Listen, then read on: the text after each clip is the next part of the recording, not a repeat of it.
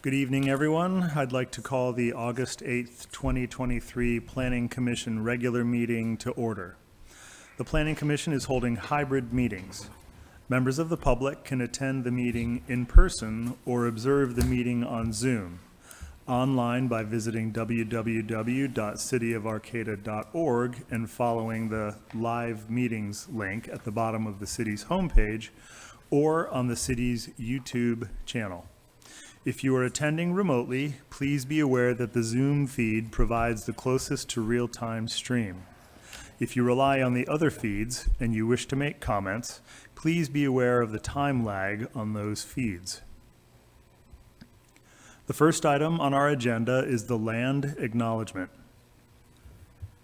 The City of Arcata acknowledges that the lands we are located on are the unceded ancestral lands of the Wiyot tribe.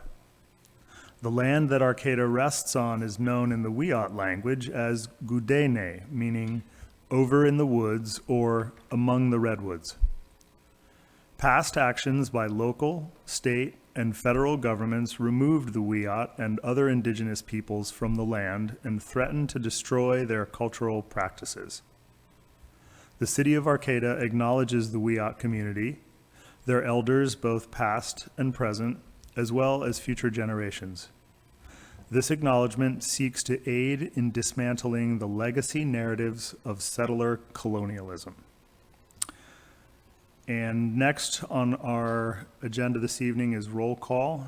And just before we call roll, wanted to offer a warm welcome to Abby Strickland, our newest planning commissioner. It's great to be back up to full strength and glad to have you with us. Staff, will you please call roll? Commissioner Simmons? Here. Commissioner Strickland? Present. Commissioner Mayer? Here. Commissioner Yodowitz? Here. Commissioner Lehman?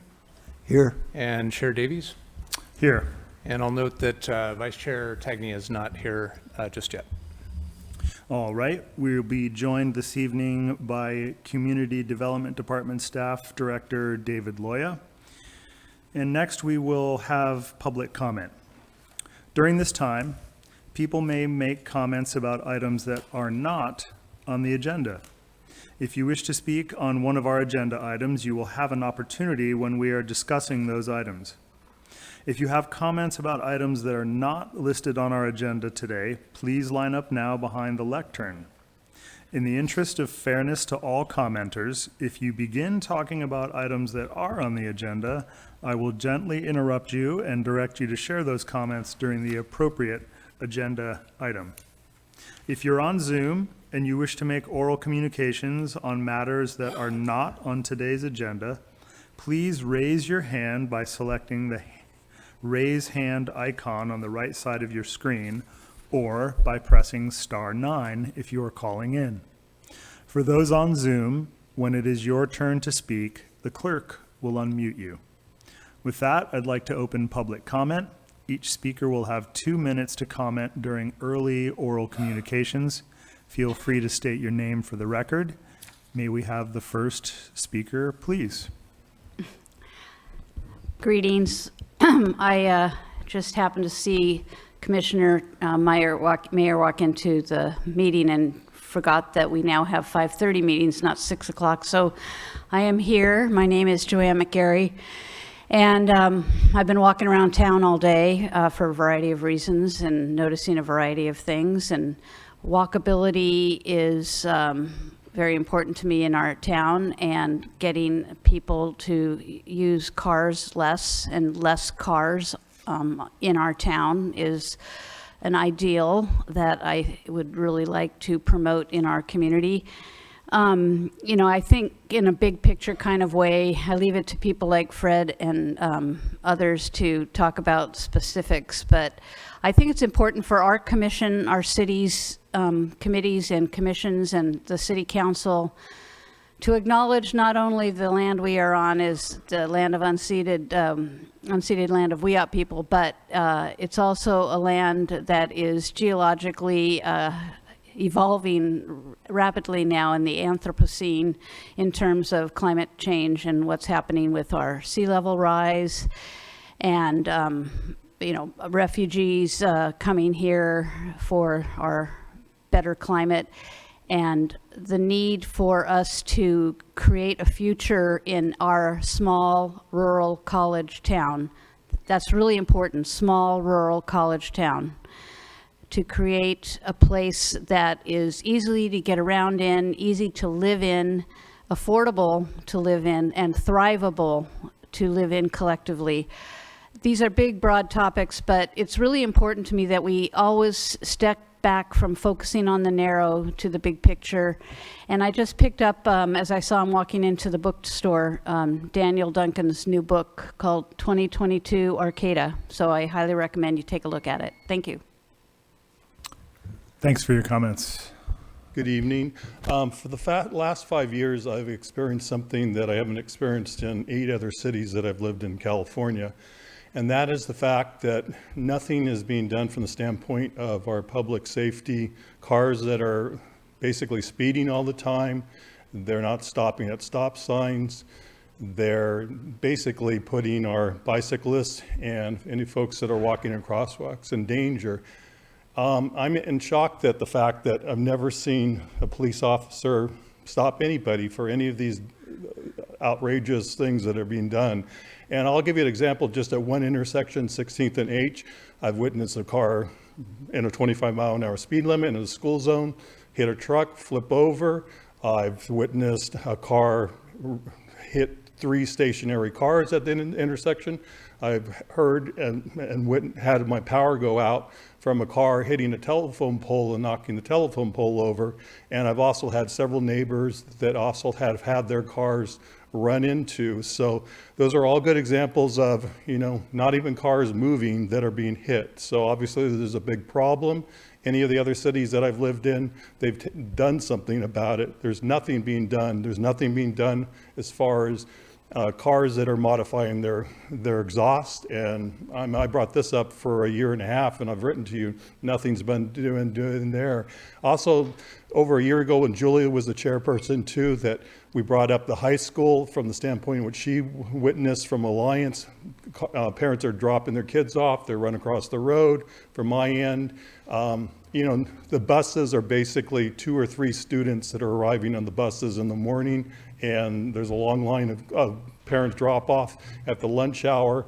It's also pretty shocking how many kids are taken off at lunch hour in their own cars. So as far as a standpoint of, the buses, it doesn't seem to be working, and that's the younger generation.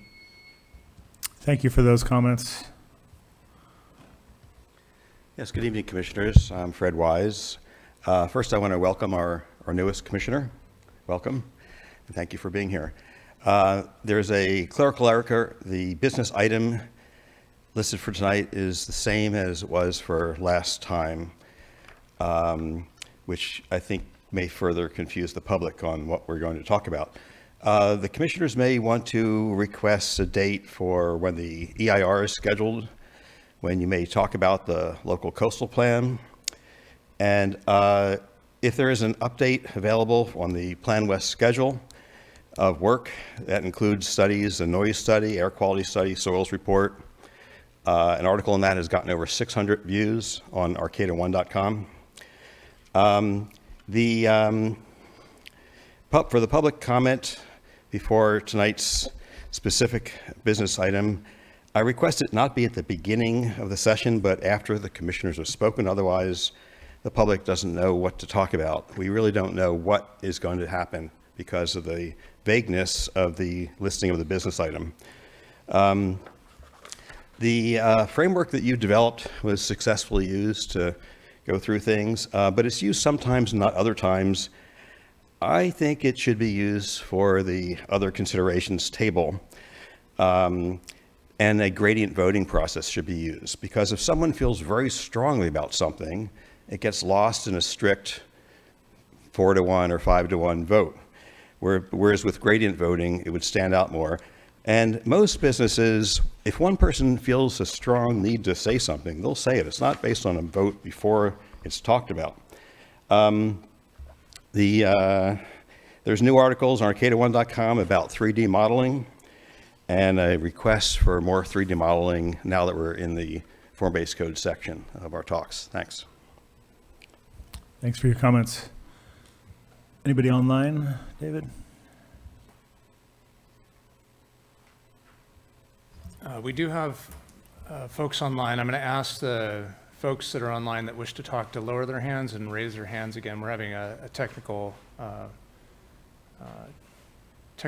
problem here. There we go. Okay, I see you now. Go ahead, Anthony. Hi, everyone. This is Anthony here.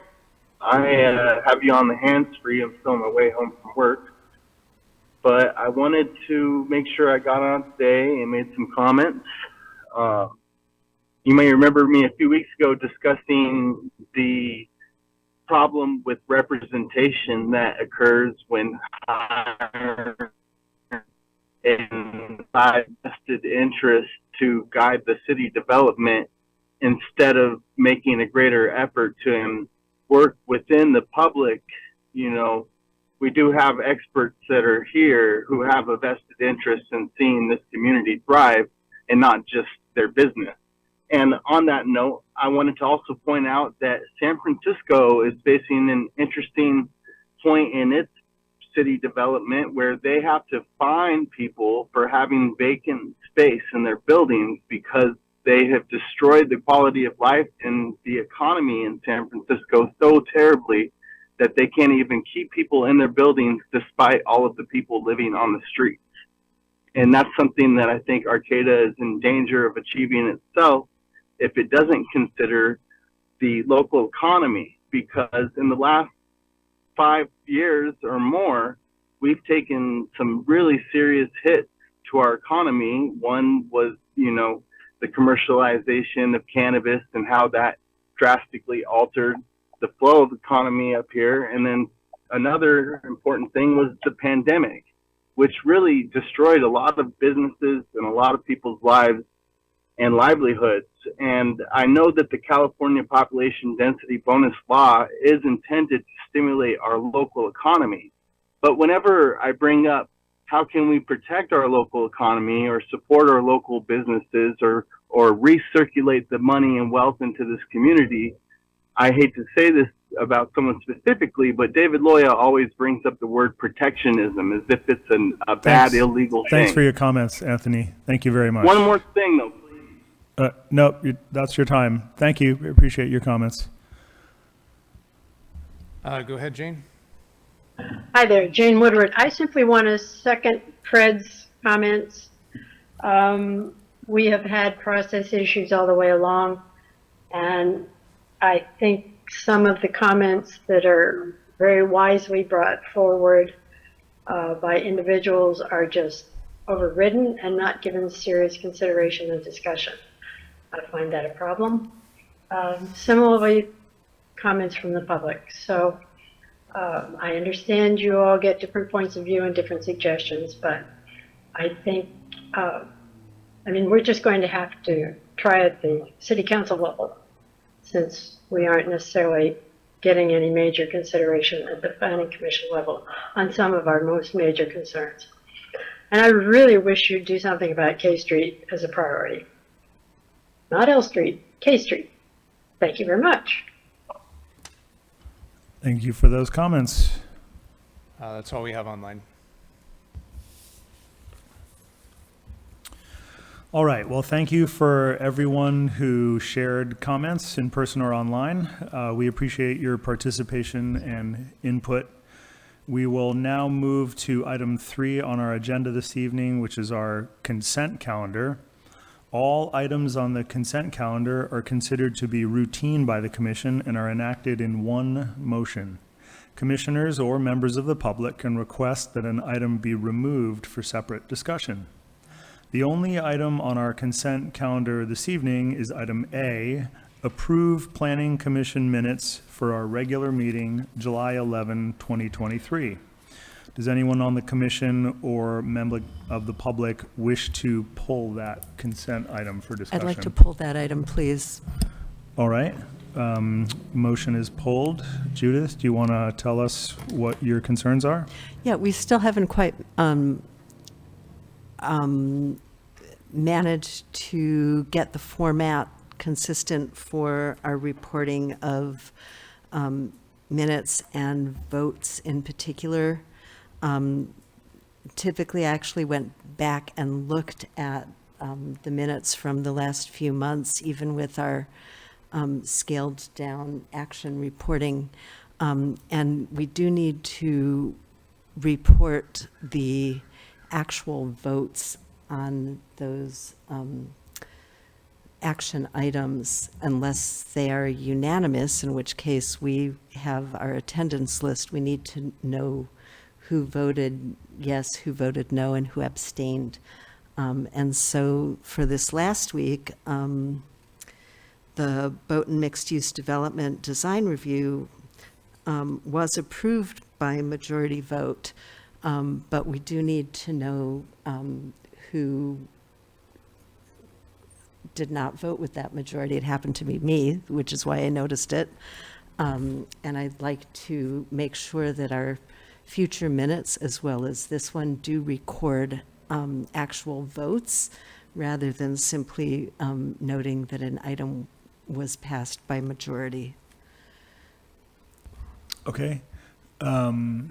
David, do you want to provide any staff input there? Can we add that level of clarity to the minutes? Yeah, we can add the roll call to the item 5A instead of currently reads on motion by Commissioner Simmons and second by Commissioner Yodowitz.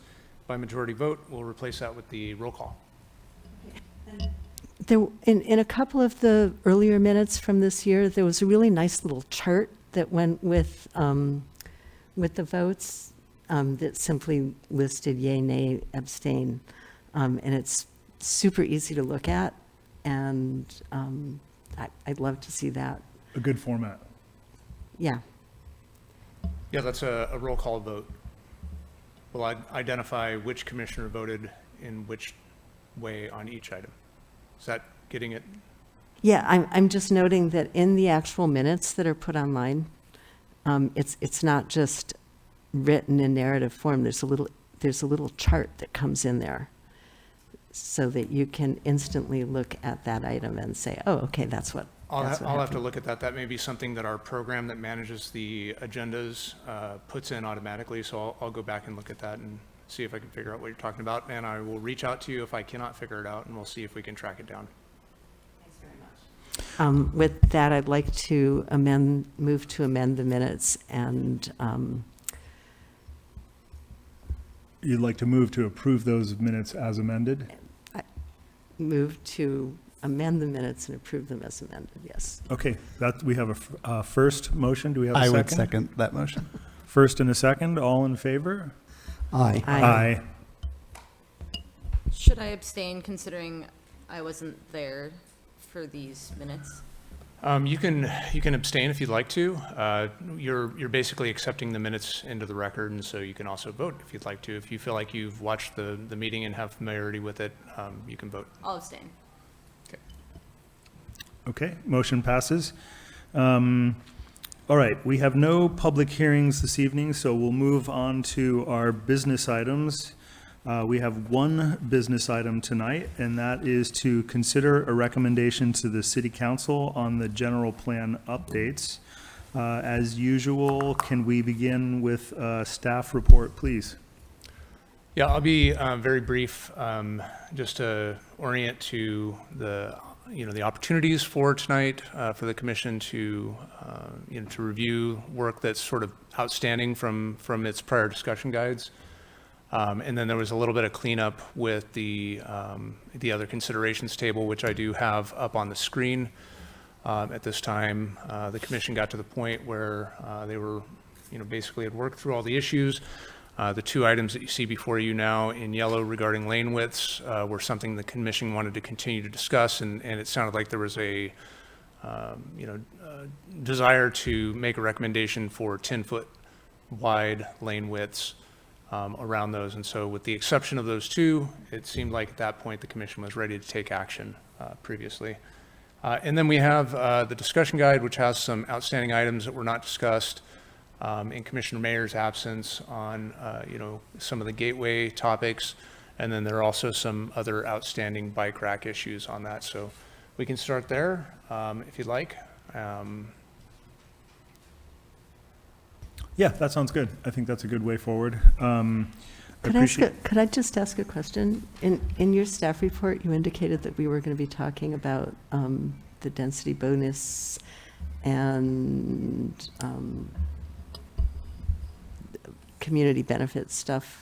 Is that also happening today? All of that is on the table. I really wanted to leave this time up to the discretion of the commission to get into the topics that you feel like are most relevant. Obviously, for the Gateway Area Plan, the general plan elements, we're going to be doing study sessions with the city council. And so whatever you feel like is most appropriate for you to be prepared for those sessions, I feel like is where you should focus your time.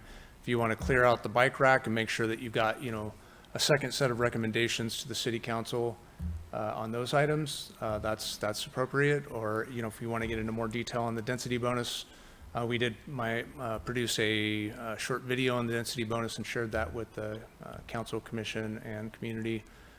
So we can certainly talk about that. It's up to you all where you want to take this. I have a sort of pretty clear idea of how I'd like us to sort of tackle things, but I think we should take public comment and then we can open our discussions. We will have public comment next, and each speaker will have 3 minutes. Feel free to state your name for the record. May we please have the first speaker? If anyone here cares to speak?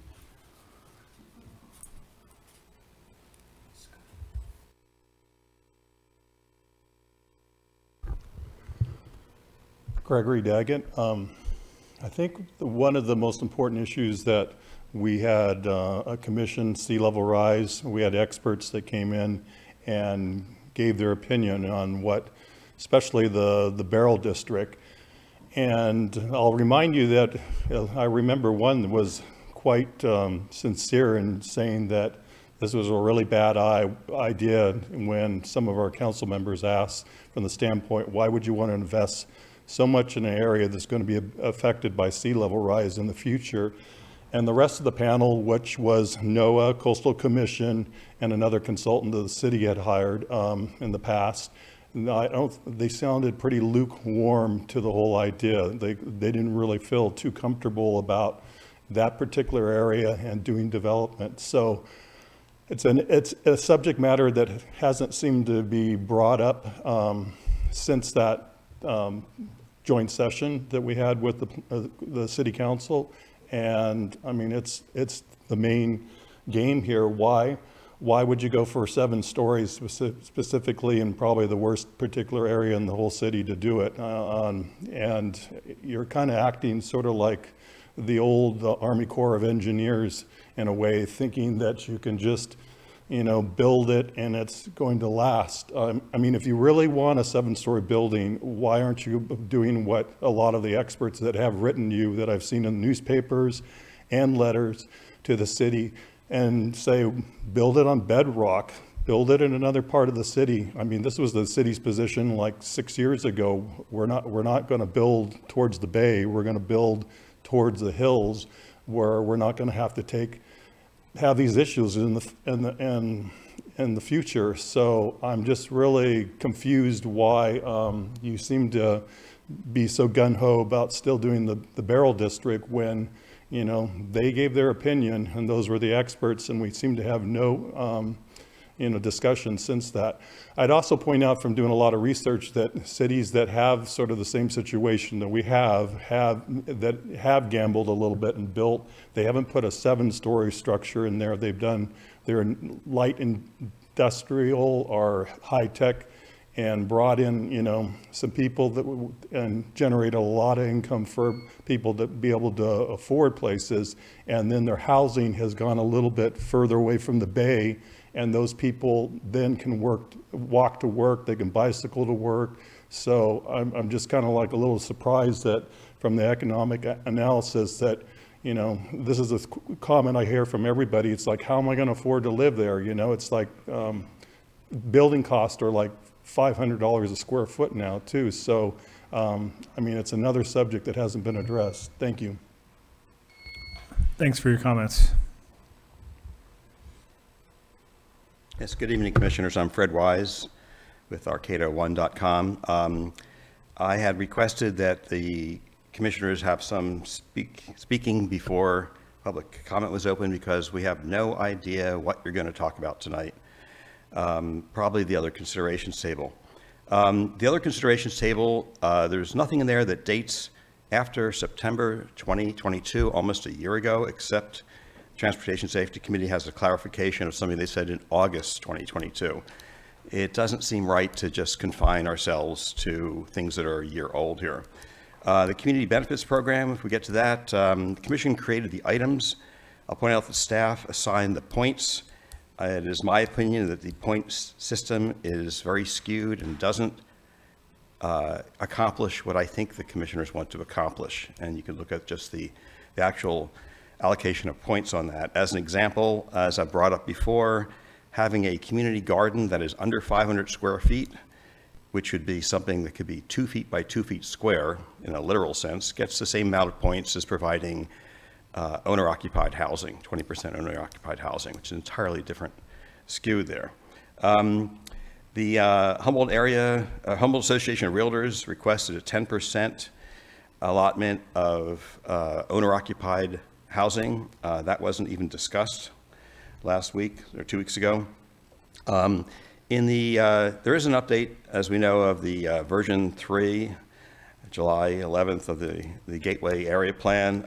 There's still a large amount of contradictory information within the plan, and I guess I could be do the work of finding it. But there's dozens of things that in one section it says one thing, and another section says something quite different. Jane Woodward referred to a comment. I wasn't saying that the public's not listened to, although I do believe that's the case. I believe the Commissioners aren't being listened to.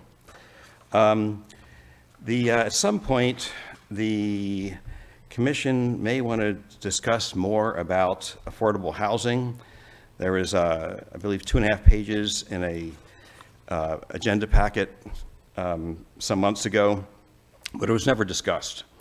I'm very critical of what was written, and my criticism can be found on Arcata1.com. I think there are avenues that we can go forward on this, but not what's been suggested. The whole idea that if there's more housing, that the price will go down is, how can I say it? I don't think that's true, okay? I think it would take 5,000 apartments for the price to go down. If we're planning on building 500 units over the next 20 years, it is not going to make the price go down. The price, I believe, will go up because of cost of construction. Thanks.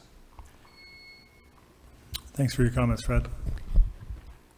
I just want to agree with Fred. This format is really kind of bizarre to me, that previously, like at city council meetings, the council members discuss something and then they open it up for public comment, and then they go back and kind of meld some of what they've heard together with what they had discussed previously. So this seems a little bit different in terms of discussing some of these things. And I'm just puzzled by our small rural college town just being so detached somehow from what's happening here and what's happening out in the real world, and why there's not a lot more community engagement, because I think it isn't really inviting for us to just come here and try and figure out what you guys are thinking and what you're deciding upon. And it just seems to me we could be a little bit more democratic in how we're discussing things, and it's not going to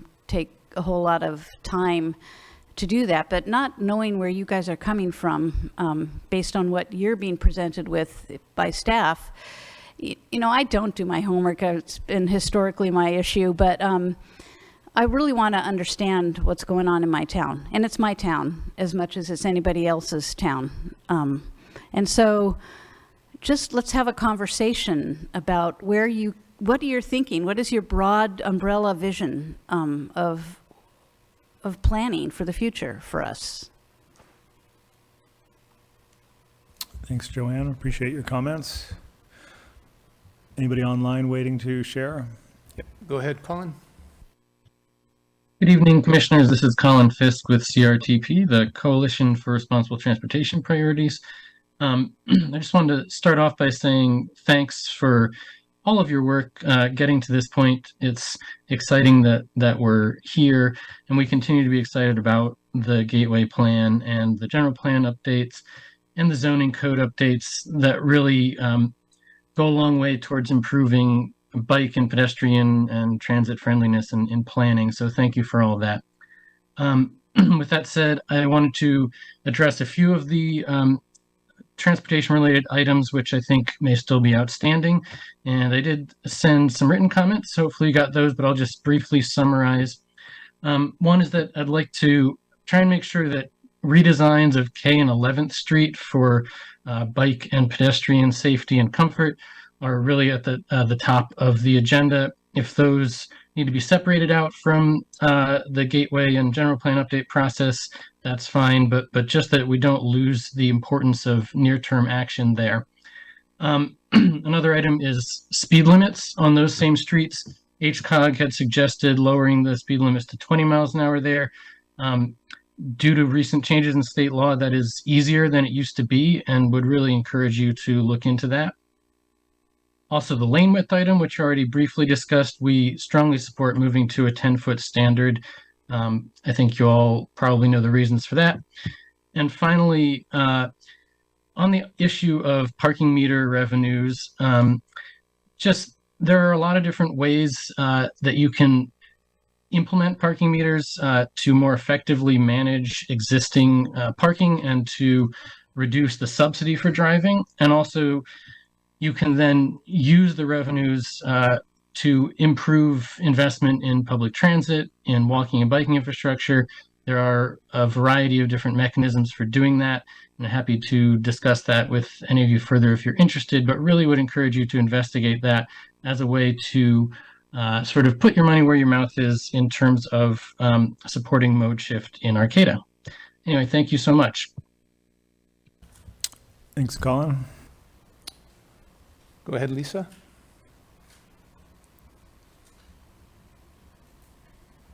Good evening, Commissioners. I would have to agree with Fred about the timing of public comment. Without clarity in each agenda item regarding specificity on topics being discussed, it would be helpful for the public to speak following Commissioner discussion and prior to deliberations. In the 30 years that I've been speaking before the Commission, this is how it has been done. It enables preparedness and efficiency and would be helpful not only for the public, but for the Commission as well.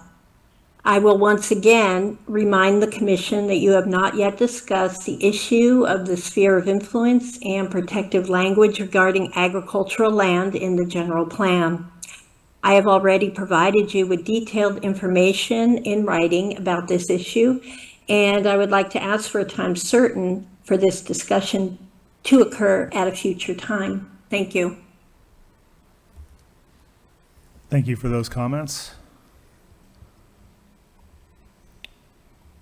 Go ahead, Jane. Good evening again, Jane Woodward.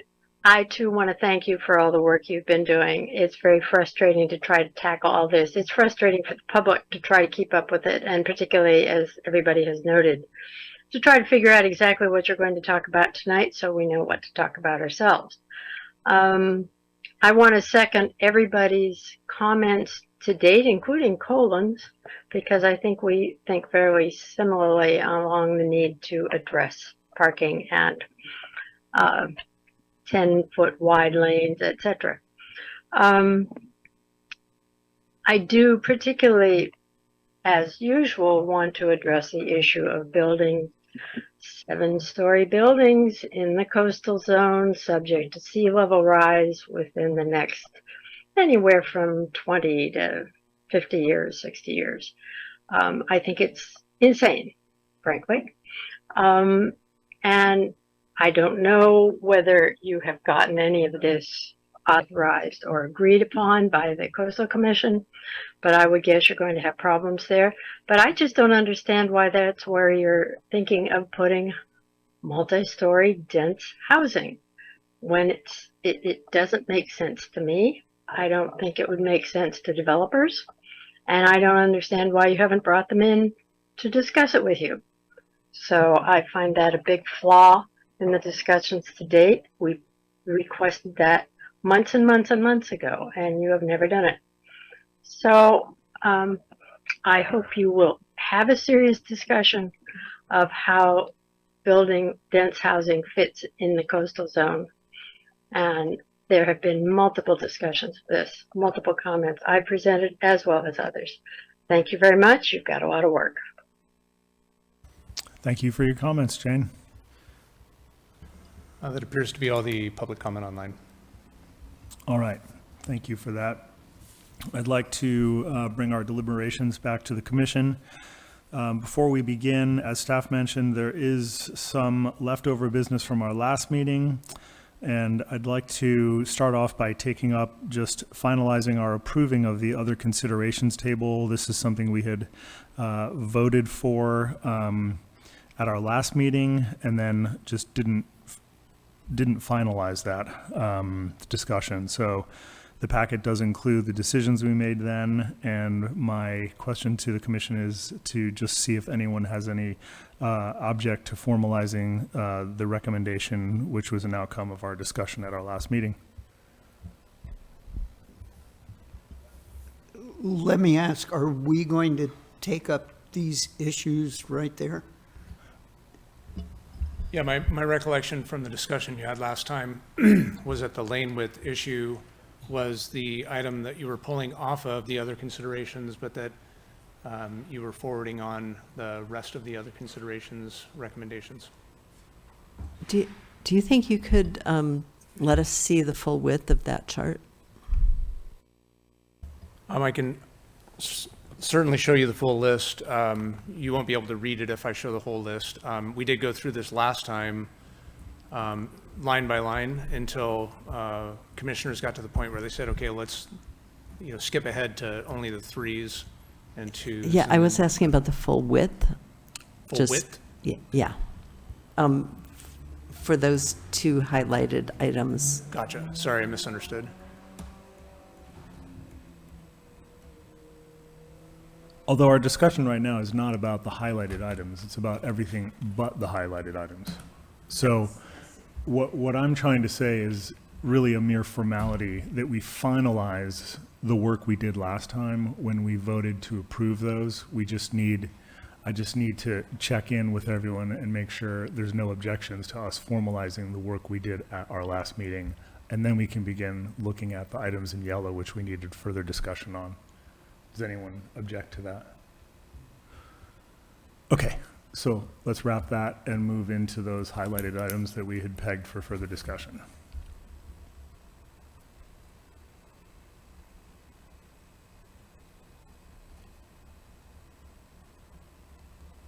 Okay. Sorry about that. Wanted to make sure I got a note there.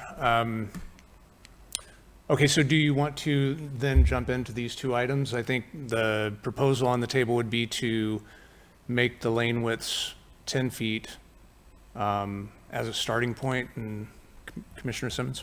I'll just give the pitch for this quickly. The narrower the lane, the slower cars will travel. Cars don't go the speed limit. They go the speed that they feel they can safely move. And that's why lanes on freeways are wider, right? It's to encourage cars to move faster.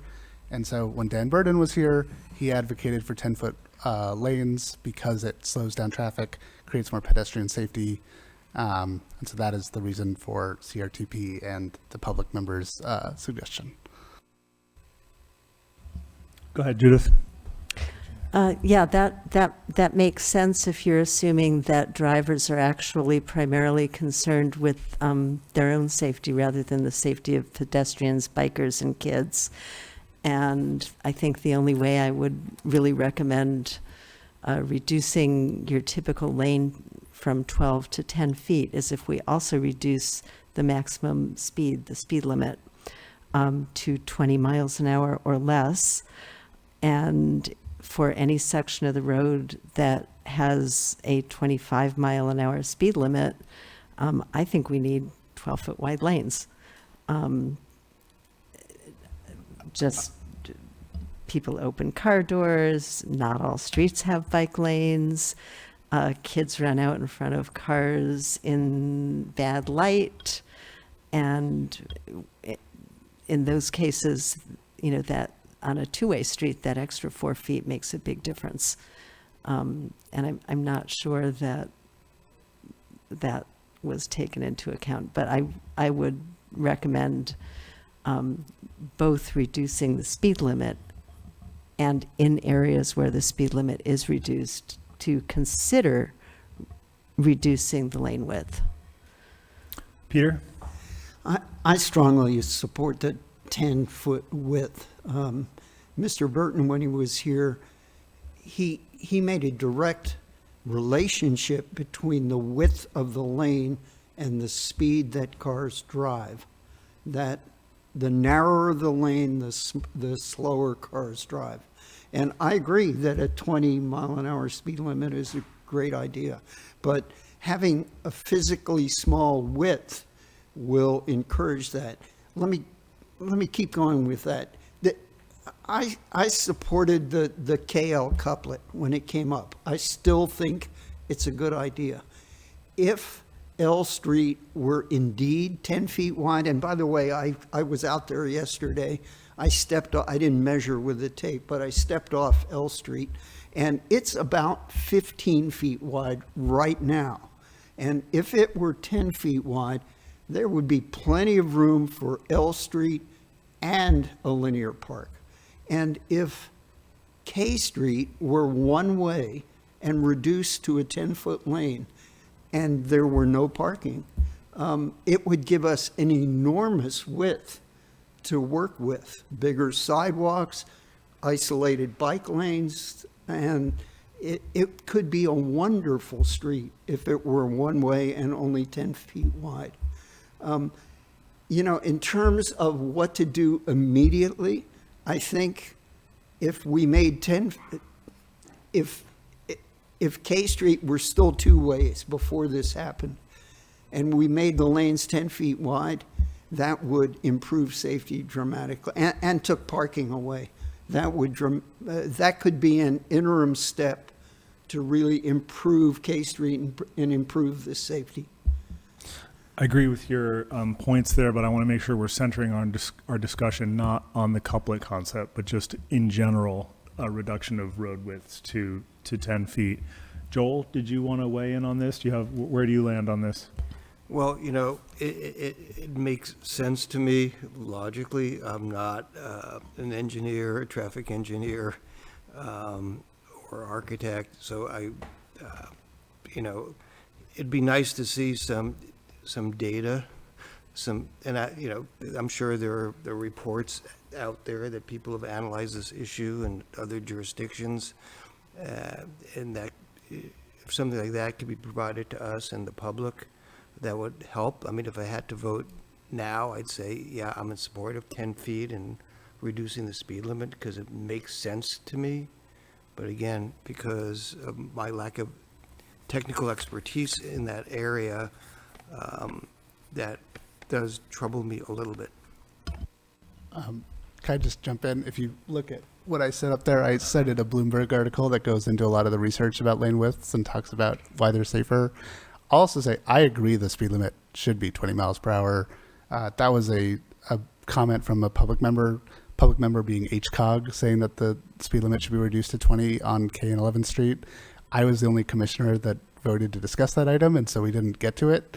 But I think we could couple those things, but I don't think they have to be, mandatorily tied together, right? Like, I think we can start out by trying to reduce lane widths, and then also, because there's a complicated mechanism for reducing speed limits with the state, we could do them in tandem, but not at the same exact time. Yeah, I see that they could work together, but we don't have to couple those discussions. Abby, I wanted to make sure you had a chance to weigh in. Yeah, thank you. Interesting, actually, because this is one thing I do know a lot about. In working with Caltrans and Highway 1, I know that there's a big push to try and reduce lane widths where we can. And so, I mean, even on Broadway and Eureka, I know that they're reducing lane widths, and that's not 25 miles per hour anywhere. So I'm supportive, although I don't have a section here on this chart, I would be supportive about of either looking into this further, or just overall supportive of reducing the lane width, maybe not specifically to 10, but providing a range so staff are able to, if volumes require it, modify the lane width as necessary. Thank you. And David, the staff position is that based on level of service?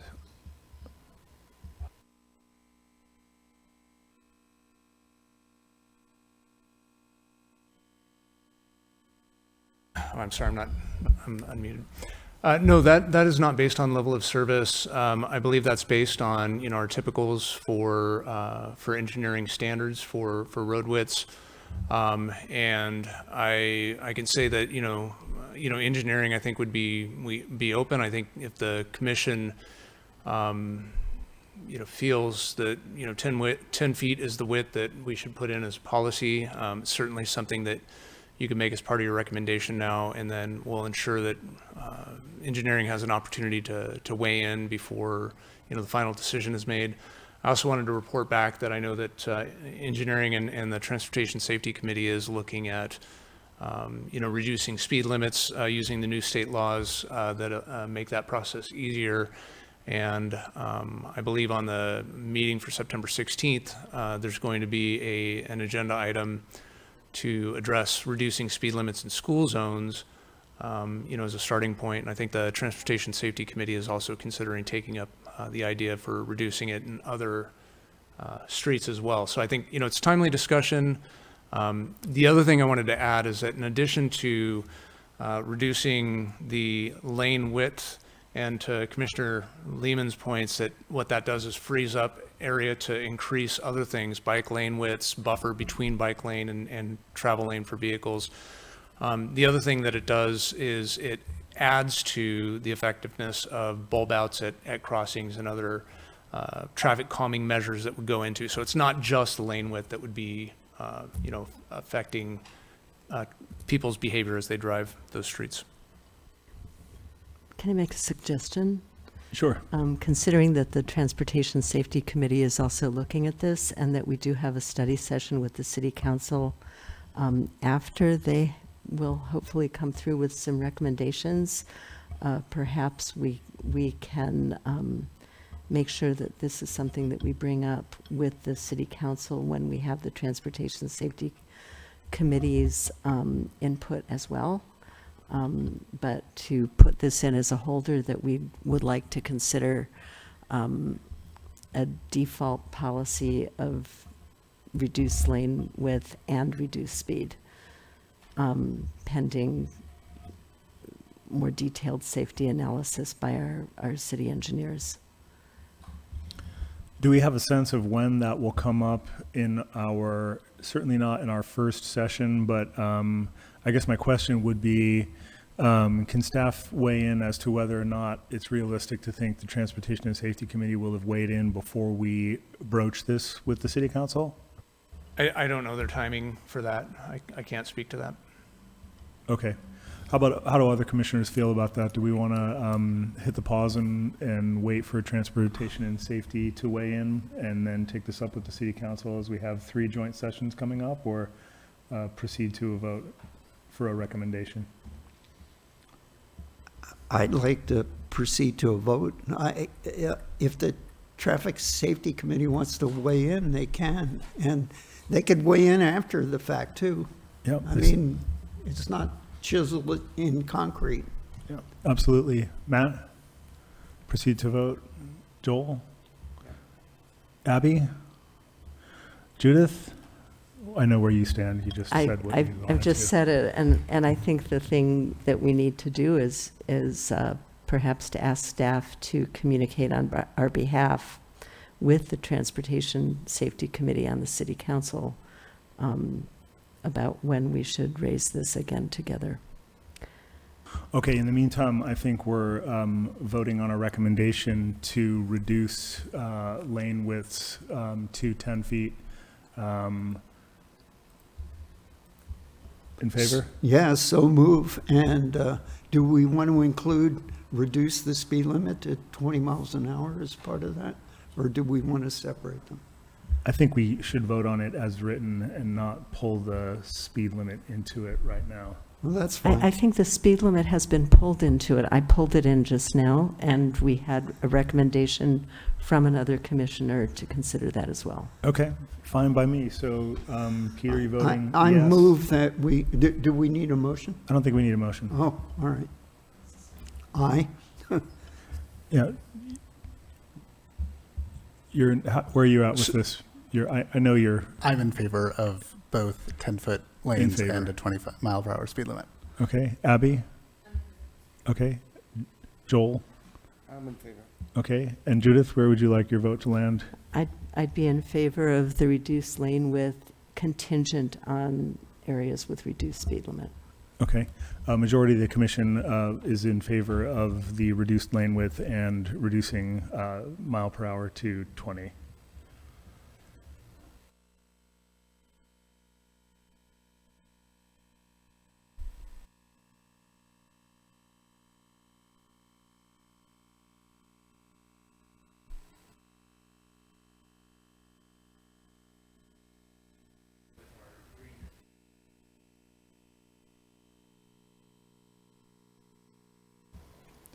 That's correct.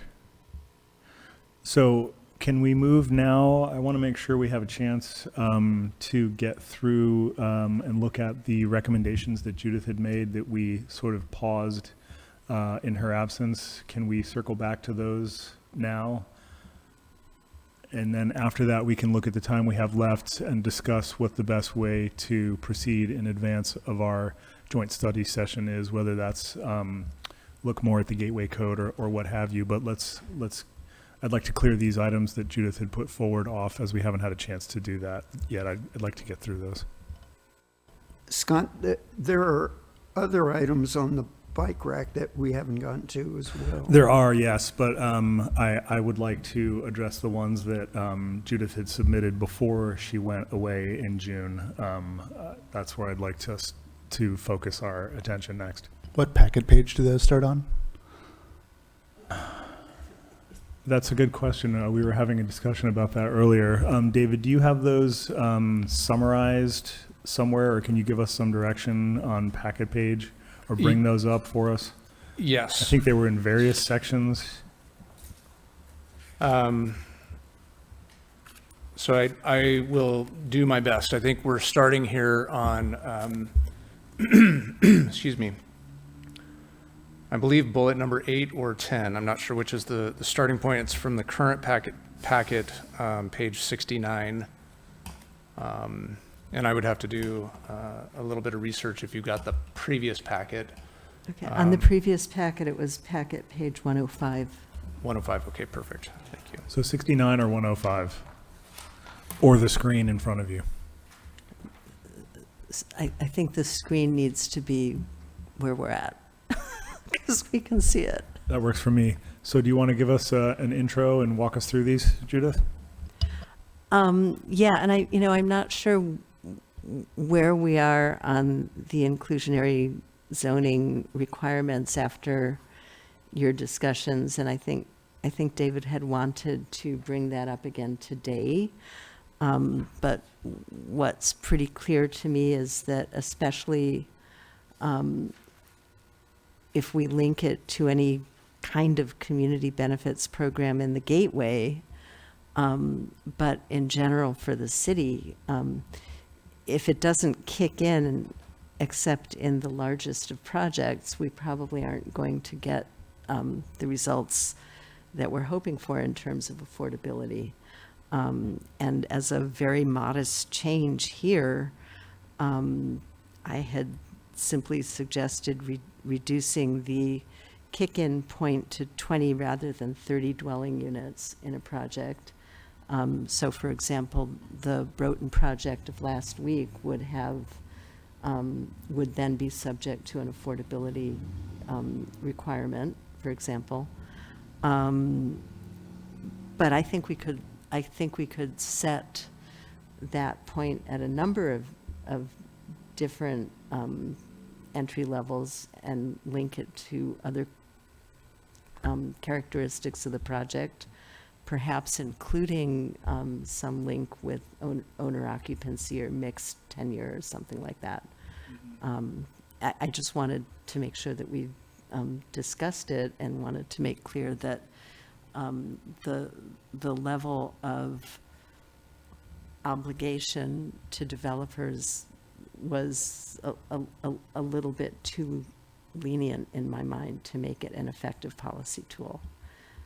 And David, do you want to hit on that briefly, just in light of the overlapping goals of the community benefit and the density bonus, and how a change in the inclusionary zoning would be reflected in buildability and, you know, project assessment, et cetera?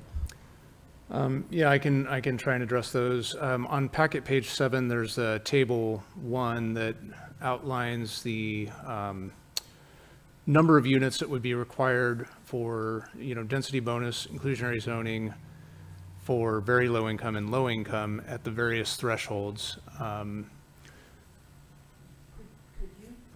Could you put that up onto the screen, because I don't think any of us have that on paper, and I didn't bring a It's in the device. staff report. Oh, okay. It's in the, yeah, it's in the staff report. Let me see if I can pull it up. Okay, good, thank you. So as this is coming up, I'll just describe that this is a, you know, tabular form of the graphical form of the video that my department put out recently to discuss the overlap between density bonus, inclusionary zoning, and our community benefits program. And what the table shows is that, you know, at unit counts of 30, 50, and 80, based on the current Planning Commission recommendation to have inclusionary zoning for very low income start at 4% and low income start at 9%. Whoops.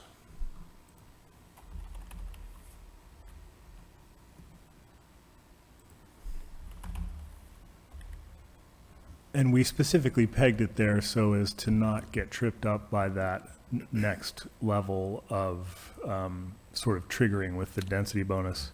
Yeah, the idea at the time was to not have the inclusionary zoning 100% overlap with density bonus. And that's what we had discussed at the time when this item was before you last. Numerically, what happens is that even with that slight difference, 5% to 4% for very low income and 9% and 10% for low income, there's actually, until you get up into really high unit counts, way above what we're likely to see in the city of Arcata, there's 100% overlap in the total number of units that are required, because there's rounding required in our unit count total. So where you might have, you know, 1.8 required of density bonus and 1.4 required from our inclusionary zoning, we round those to 2. So you end up with 2 units regardless. And so this gets back to the discussion that in the video that we'd put out there about the overlap in the programs. When you have overlap in density bonus and inclusionary zoning, the you know, developers will take density bonus every time, because there's a you know, because they get benefits that accrue to the project as a result of that. So here's the table I was referring to. If you look just at very low income, and density bonus triggers at 5%, whereas inclusionary zoning currently the recommendation is to trigger at 4%. No matter what size your project is, except for, you know, with 50 units here, there's a difference of 1 unit. It's just because 1 breaks across the whole number, and the rounding gets us to 3 and 2. But basically, you know, for projects of up to 80 units, you're getting 2 units for 30, 3 units for 50, 4 units for an 80. So there's no difference between density bonus and inclusionary zoning. Developers are going to choose density bonus. And when they do choose density bonus, they get concessions. Depending on the total percentage of units that they're providing, they get concessions where they would be able to reduce, things like our community benefits program, things that cost the project money. And those concessions can go up to 4 concessions. And then there are also an unlimited number of waivers that can be requested, demanded by the developer. We don't get to pick and choose. If they can demonstrate that the standard that they're asking for a waiver from impacts their ability to bring that number of units to market, then we have to give those to them. And so putting these affordability restrictions, regulatory restrictions through inclusionary zoning close to density bonus such that they overlap does reduce the impact of our inclusionary zoning. I mean, we still get what we're looking for. It's not a bad thing. We still get the affordable housing, and that's really what we're driving for with that sort of policy statement. It does impact the effect of the community benefits program. I wouldn't go so far as to say we're not going to see community benefits from these projects, but what I will say is that it does impact the effectiveness of those programs. And then it's hard to say which of the standards that we have baked into our gateway code would be subject to waivers, and therefore, we wouldn't see those standards as well, whether it's a step back or a setback or, whatever the architectural features are that we are requiring. So that's how those things interplay. And I don't necessarily make a strong recommendation to reduce the inclusionary zoning requirement to lessen this, but that is why when staff made the recommendation, the initial recommendation, the numbers were 3 and 6%, because then you have separation there. You don't have the same kinds of overlap. In terms of making the threshold for a project at 20 units as opposed to 30 units, I don't have a whole lot of data to support that, one way or the other. 30 units is, I haven't run a pro forma, and the pro forma would change over time. I think I shared this with you when we discussed this initially. The impact of having those units would change financially over time.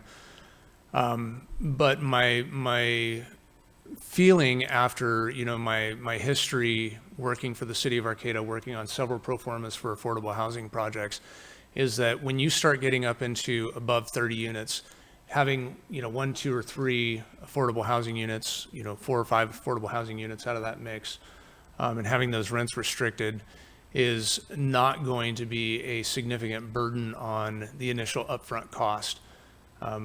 As you drop that number, you're eroding the profitability, the initial profitability of those projects. And you at some point are going to have that impact. I cannot tell you for certain when that happens, except that when we had our threshold at 5 units, when we had inclusionary zoning before, I can guarantee you that's too low. That was having a significant impact on projects, and the only projects that were being funded were those that the city of Arcata participated in financially. So, I don't have a strong recommendation one way or the other. Making a recommendation at 20 and then, accepting that we need to revisit that when we have some projects come forward or do some pro forma work in advance, or maybe rely on, some of the information that we'll get out of the dashboard that we're working with the Turner Center on to help us evaluate that, I guess would be my recommendation. Does that change your position at all, Judith?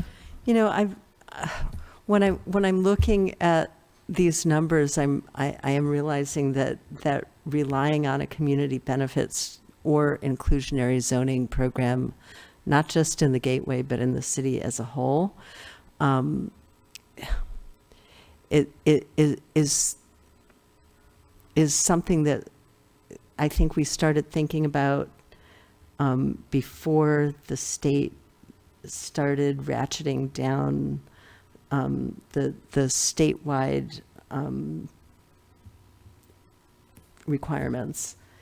And to the extent that those requirements have become more stringent, the rationale for Arcata to make them, marginally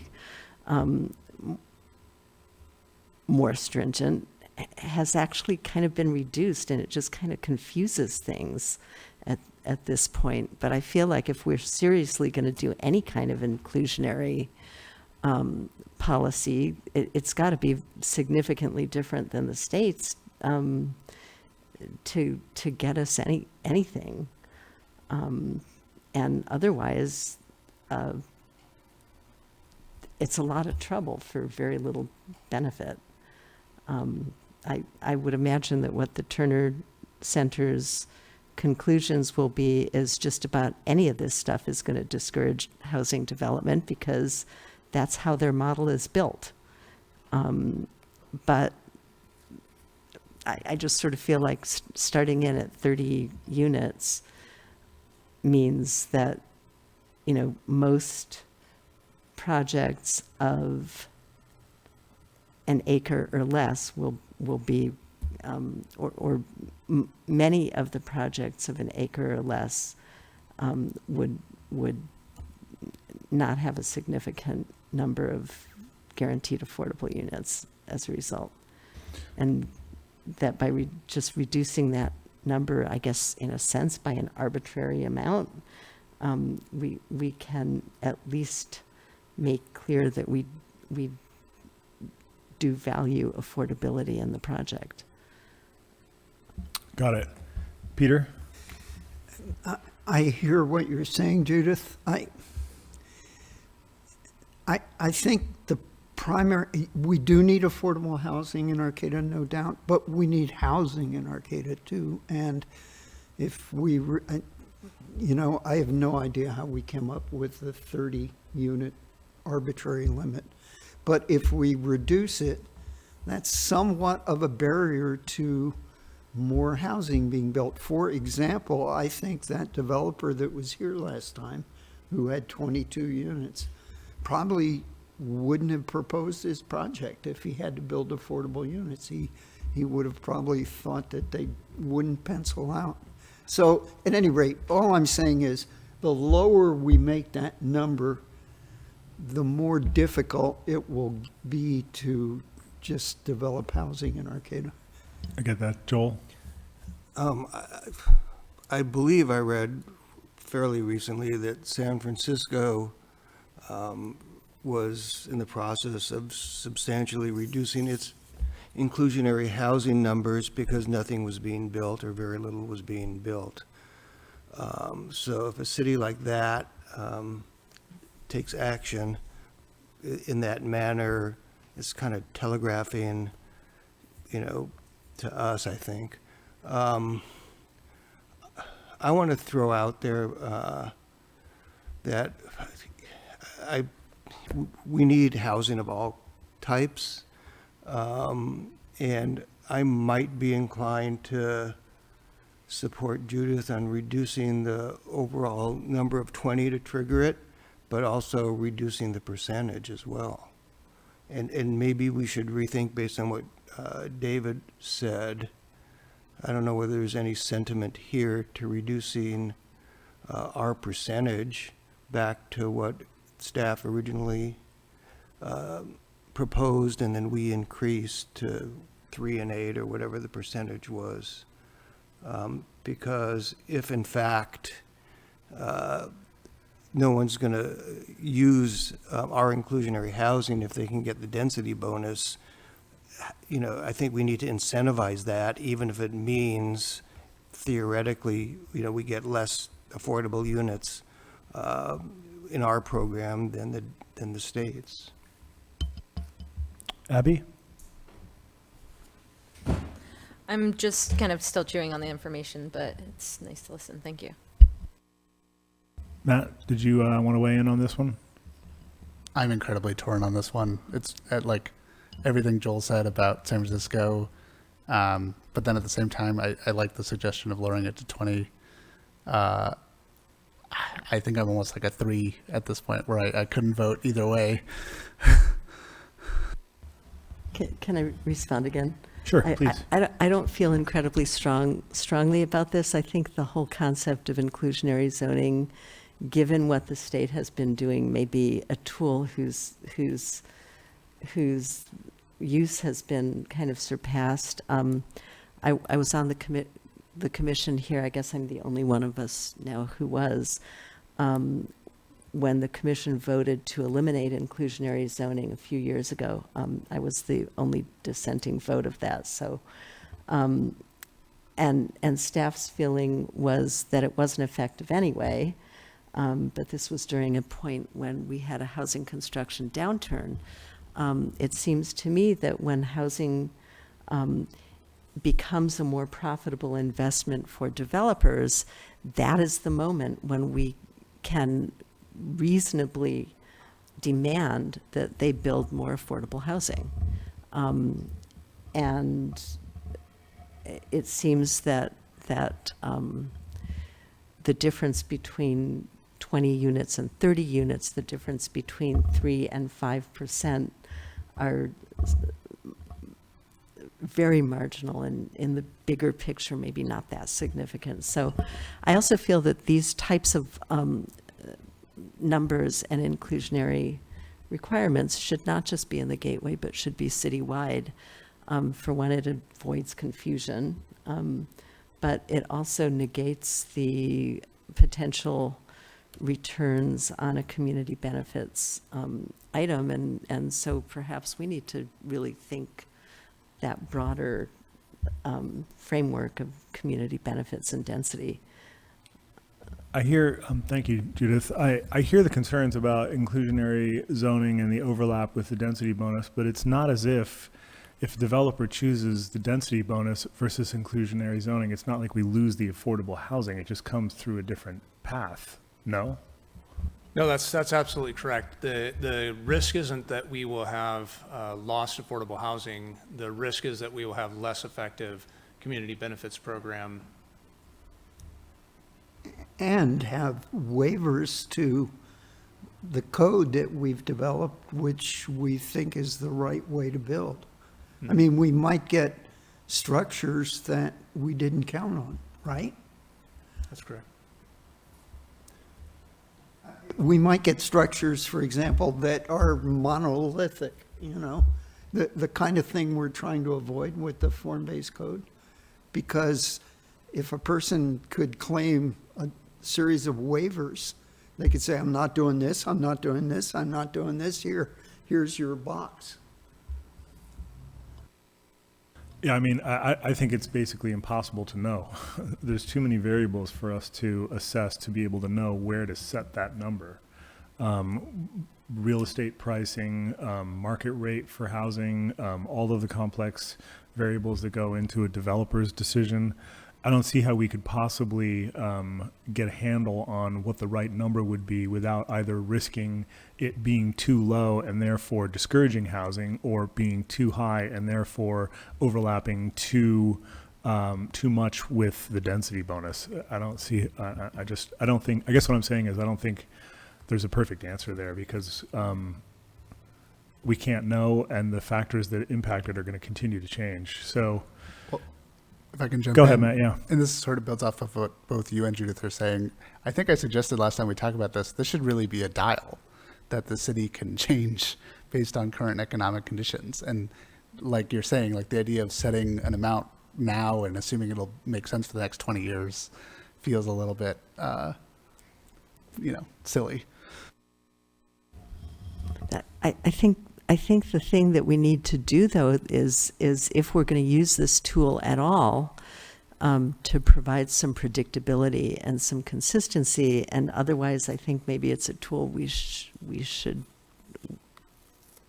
just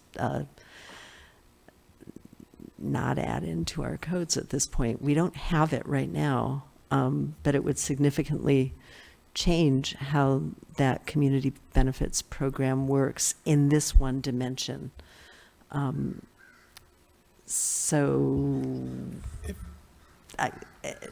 Kicking in at 30 units is a fairly large project, and it will allow, I think, most projects to never have to deal with it. David? Just a couple things to reflect on based on the conversation you're having right now. First, I put a table together that shows the differences in the total unit count if the threshold was 30 or if the threshold was 20, looking at what the original recommendation of 3% and 6% versus the current Planning Commission recommendation of 4% and 9%. And again, those are for very low income and low income respectively, very low income and low income for the total unit count. The city rounds up its numbers. And so, 0.6 and 0.9, that's 1 unit. So 30 units, you get 1 unit, 20 units, you get 1 unit. For 6%, there's no break here. It's 2 units for each project. For the current recommendation, there would be a break. It'd be 1 unit for a 20-unit project, whereas it'd be 2 units for a 30-unit project. And it'd be 2 units for the low income and 3 units for low income for 20 and 30 respectively. So at the current recommendations, the difference is high enough to actually have a threshold difference between the unit count. And I would say that it's not de minimis. I mean, private market projects right now are almost impossible to pencil to begin with. And so telling a developer up front that I'm going to take the pro forma that you built where you thought you were going to do 30 units or 20 units and all of them were going to be market rate, you're now going to give me at least 1 at very low income or 2 at low income, and that's going to impact your pro forma by thousands of dollars a year when many of these projects are just barely penciling. I think it will have an impact. And so I don't think we can, be dismissive about that. Even at 30 units, it's unclear to me that at 30 units, it will even be, disincentive to the point where we, don't see projects happening as a result of them. Again, that's based on current market conditions. This does have to be an ordinance, so it's not a fine-tuned dial. It would be more like a click type dial that every time we'd have to go back and redo an ordinance, but that is one thing we could do. We can continue to assess the markets and adjust our thresholds accordingly. But I would offer that the reason why the state has increased the attractiveness of the density bonus law is to make it more predictable for developers. The biggest change that they've made is that with density bonus now, the affordable units are on top of the market rate units. It used to be that the affordable units were a portion of your market rate units, and so you were actually losing market rate units to produce these. The way inclusionary zoning would work, that would also be the case. You would be losing market rate units to produce the affordable units, which is another reason why developers would just select the density bonus in almost either situation. If you started at a trigger point of 20 or 30, because they're going to be able to develop out the full total market build out that they had originally proposed. It's still a cost to them to develop under market units. It's a cost that's not fully recouped in their market calculations. But again, this is a little bit of gestalt based on my decade and a half working with the city in affordable housing. But I think at 30 units you're starting to approach that. And I think at 30 units, you're actually going to start to get more like 40 and 50 unit projects that can, then take on that additional burden. Yeah, I don't see that there's enough extra housing on the line here for us to tweak with the decision we made the last time we came through inclusionary zoning. And so I just don't think I don't think there's enough benefit in messing with our original recommendation, given the complexity and how little extra housing there is potentially on the line. That's where I land on this. My feelings on this are not particularly strong in relative to other policy decisions we need to make. And I guess I do feel that if this is a tool that Arcata wants to use, we should be using it citywide and not just in the gateway. And that we definitely need to look at that interaction between the city's policies and the rapidly changing state policies that kind of overwhelm their significance. So, you know, if you feel strongly, I'm willing to let this go. But in that case, it probably makes sense to let it go gateway wide rather than just quibble about numbers and percentages. Again, I would suggest that you maintain the inclusionary zoning requirement because it does, in particular for larger projects, ensure that there's affordable housing baked in. If you wanted to, you know, reduce the numbers or keep the number, you know, to the original proposal or keep the numbers at the existing proposal, which will cause some overlap with density bonus. Either way, I think is a suitable policy recommendation. But if we remove it entirely, we lose the ability to ensure that as, you know, new market rate projects come in, that there's affordable housing, you know, as a requirement in the community. And I agree with Commissioner Mayer 100%. I think we've been talking about having this policy expand citywide. I think certainly at the lower percentage thresholds, it's going to, you know, pencil for almost any project. We'll have to continue to monitor. Yeah, and we're obviously going to revisit this, given the change in state housing policy and the fact that we haven't really seen projects even begin to be built yet. Peter? Two things. I do agree, Judith, it should be citywide.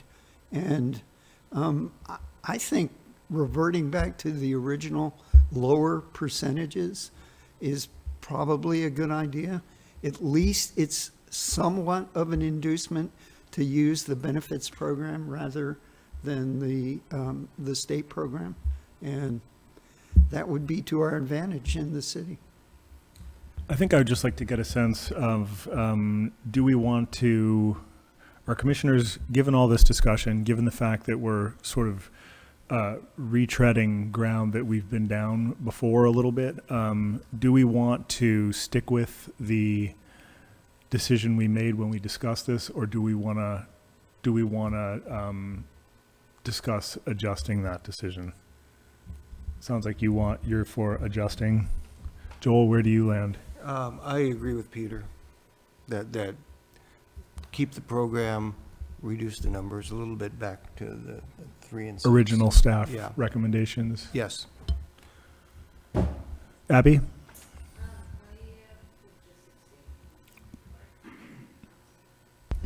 I would just abstain from that decision that you.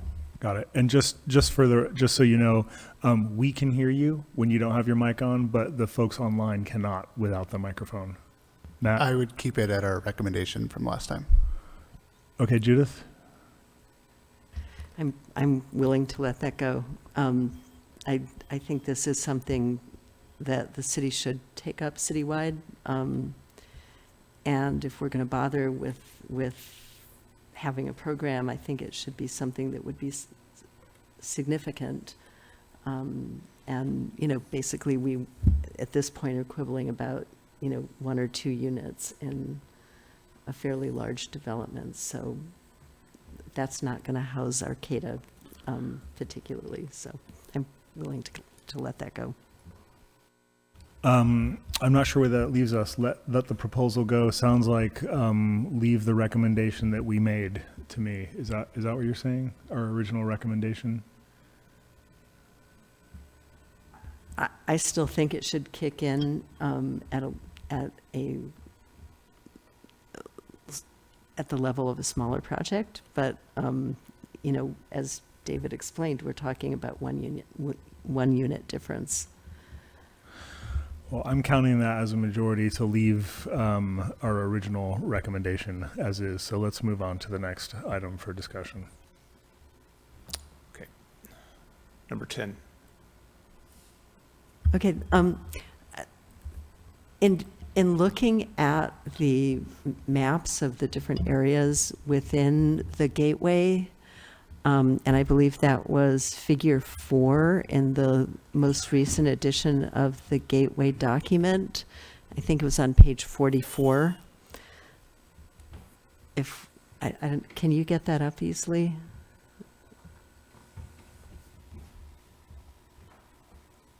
Back to page 44? Yeah, it wasn't in the comments. It was in the July July 11th, or the most recent version of the Gateway area plan. And I'm sorry, what graphic are you looking for? It was figure 4, page 44 of the plan. Oh, of the Gateway Area Plan? Yeah.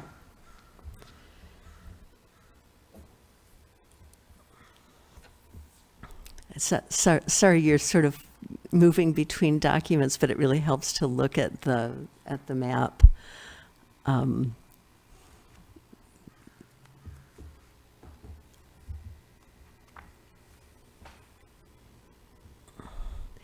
I stated this wrong in this recommendation.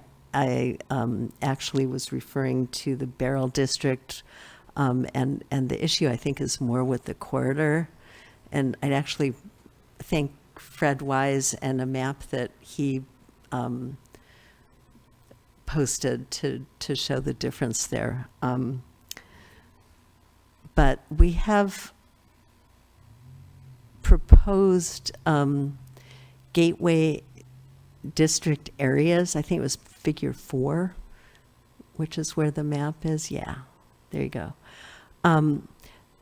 That straddle the coastal zone boundary. And when you look at this map, that coastal zone boundary is not included. One of the other recommendations I made was to actually produce a map that includes the coastal zone boundary so we can see where it is relative to our gateway areas.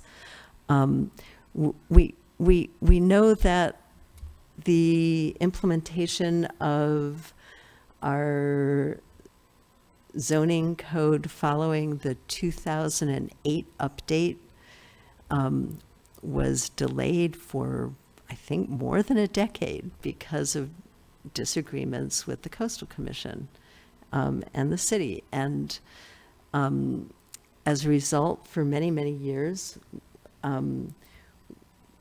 we had the land use code in the non-coastal areas of the city, and the LUDGI, the land use and development, what is the G? Guide, yes. The land use and development guidelines in the coastal zone. It's crazy making. Our current zoning maps still have that.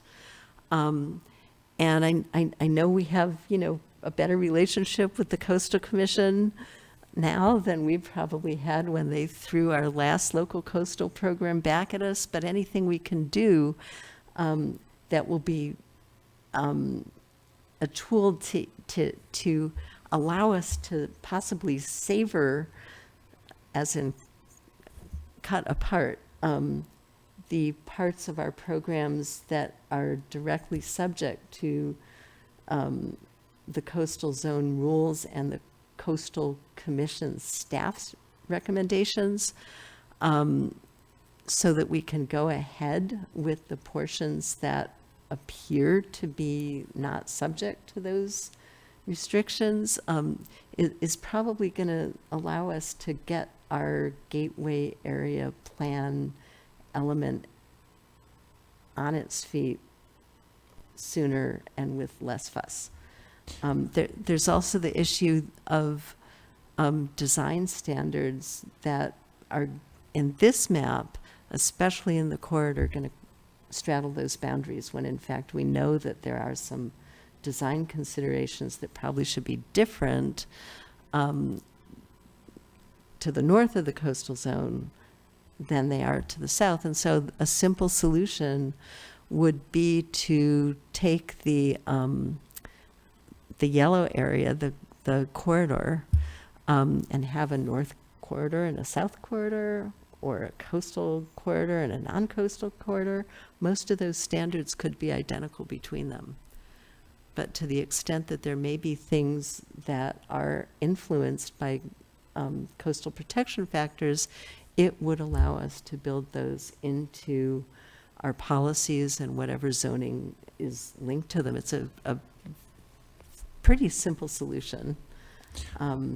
Yeah, I do remember we talked about this last year at length, and I remember staff presented, there was a Can you just review for us? I know there was, when this came up, staff had a opinion that this was not going to result in some kind of bifurcation that we'd struggled with in the past. Yeah, the Commissioner Mayer is absolutely right. In the early aughts, we were working on a update to the coastal program that was intended to be our 2020 general plan and our 2008 land use code. And the city operated for nearly a decade with separate documents. The LUDGI operating south of the coastal zone boundary or west of it, depending on where you're standing in the city. And on the inland portions, we use the land use code. After the 2012, adoption hearings that were not successful, and as subsequent interactions with the Office of Planning and Research with regard to how our general plan was viewed as either a citywide general plan or as a general plan for the coastal zone and a general plan for the inland areas, which is effectively what the Coastal Commission was requesting that we do at that time. And they confirmed staff's interpretation that a general plan is intended to cover your entire jurisdiction. There's certainly ways to have area plans that cover certain geographies, but your general plan is a citywide document. So in around 2013, 2014, the city formally made a shift, and council took action to recognize that the general plan 2020 applied citywide. There's some language in the general plan that acknowledges that in the coastal zone where conflicts occur, the local coastal program regulates. You'll see that same language replicated, similar language in the Gateway Area Plan, because we're following the same process, the same method that was approved by the city council at that time. And so now our land use code applies citywide and our general plan applies citywide, and we have a local coastal program that we're working to update, which will apply in the coastal zone. And the current strategy is that the coastal zoning, then the policies that apply in the coastal zone apply as an overlay would apply. That there's a geographic region that has additional requirements that go above and beyond the requirements that are established in our underlying base zoning, if you will. And so that is the way that the entire structure of the local coastal program update has been discussed with the Coastal Commission to date. It's the way that we've discussed it with the community, the way we've discussed it with the decision makers, and staff strongly recommends that we continue that method in the Gateway area, that we replicate those, that we have underlying zoning districts that are comprised of the decisions that the city has made locally, and where we have to apply Coastal Commission regulation in the coastal zone, that we apply separately for local coastal program amendments and updates that would address the elements of that planning work that affect coastal resources and adopt those into our coastal zone overlay. There are other jurisdictions who have adopted this similar method where coastal zoning is treated as an overlay zone, and I think it's quite effective and eliminates the problems, the challenges that we had previously of having one zoning code that as soon as you make an amendment and you don't get it updated in your local coastal program, you have one zoning code that for all intents and purposes looks the exact same but applies differently across that zoning boundary. So I think this is a much more effective way of communicating with the public what they are subject to and what regulations apply regardless of what side of the street they're on. And so does that in a sense remove the need to have separate areas in or out of the coastal zone because of the overlay? The ability to I believe use an that's the most overlay? effective way for us to regulate within the city limits. And there is a diagram at the beginning of the document here that shows the overlapping jurisdictions. This is on page 11 if you want to take a closer look at it on, offline. But it describes in this portion of the Gateway Area Plan how these different regulatory frameworks overlap and how we would treat those. And essentially, if you come in the portion of the Gateway area that's subject to the coastal zoning, our objective would be to update our categorical exclusion area such that the permitting process would be the exact same on either side of that line. Currently, if you're in a categorical exclusion area within the coastal zone, where much of the development potential is already located, and there are few, if any, biological, ecological resources, and your principally permitted activity, a coastal development permit is not required, so there's no additional process associated with those permits. And so we would look to have our categorical exclusion zone incorporate the planning work that we're doing in the Gateway area with a subsequent amendment to our local coastal program. How does that land, Judith? You've explained that before. I think in your response to my comments, you were explaining that as well. I think that we have an opportunity here to avoid confusing the public by, in effect, having a 3-layer set of regulatory considerations in the Gateway that's in the coastal zone. By, in effect, cutting through one of those layers in a way that will allow us to more easily harmonize the requirements for the parts of the Gateway that are in the coastal zone.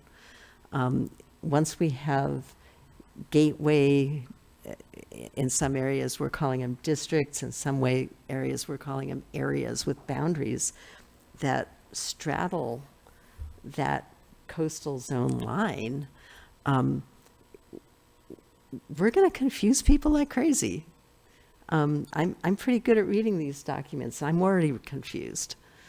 And so I think that the very simple fix of putting a boundary in there within our Gateway plan and within the subsequent Gateway zoning that will correspond to that coastal zone boundary will really simplify things both for the public and for the city. The public, in this case, including property owners who need a relatively straightforward way to figure out what regulations they're subject to. Okay. Matt?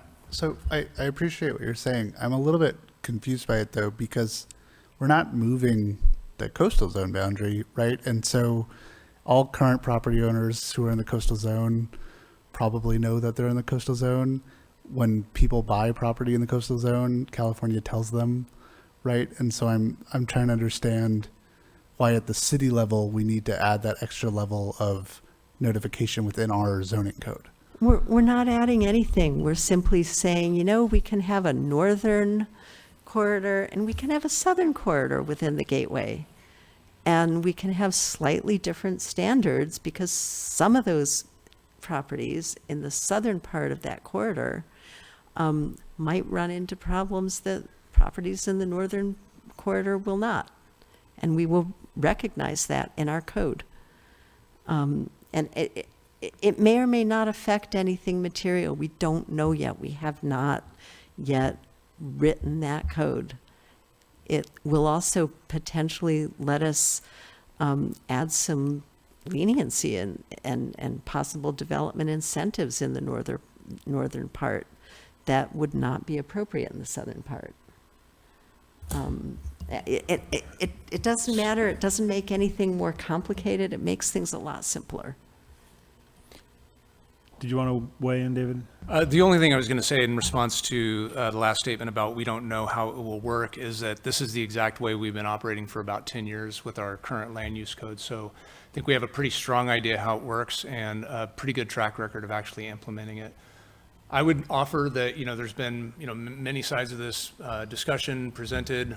There's a policy pitch included, and maybe it's time to move to a vote on that, or gradients of agreement or something.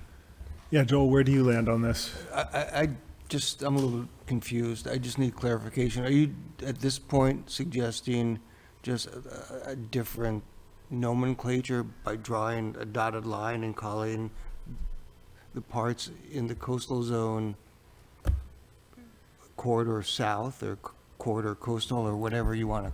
That would probably do the trick. Our current map doesn't actually have that coastal zone boundary imposed on it, so I'm not sure how precisely it will jive, but I think we're basically talking about.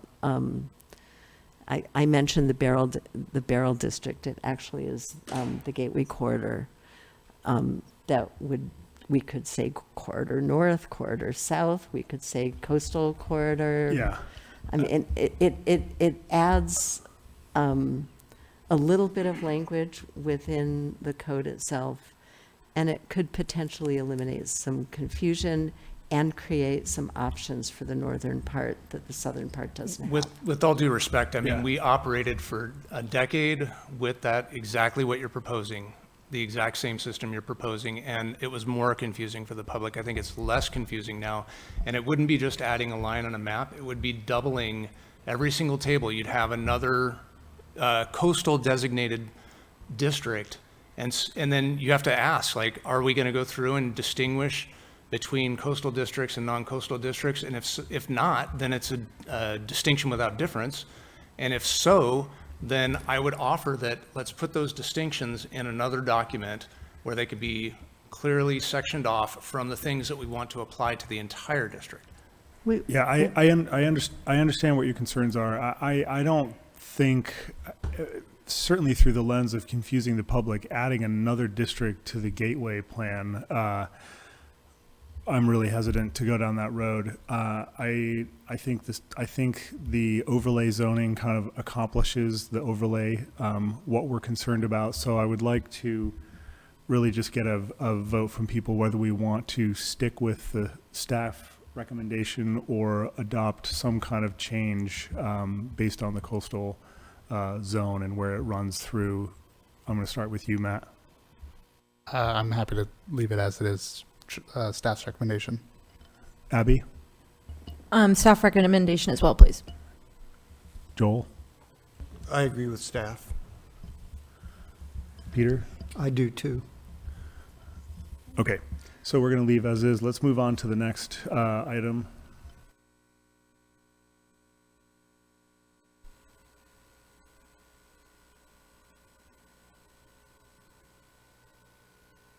Actually, before we do, a 5-minute bio break.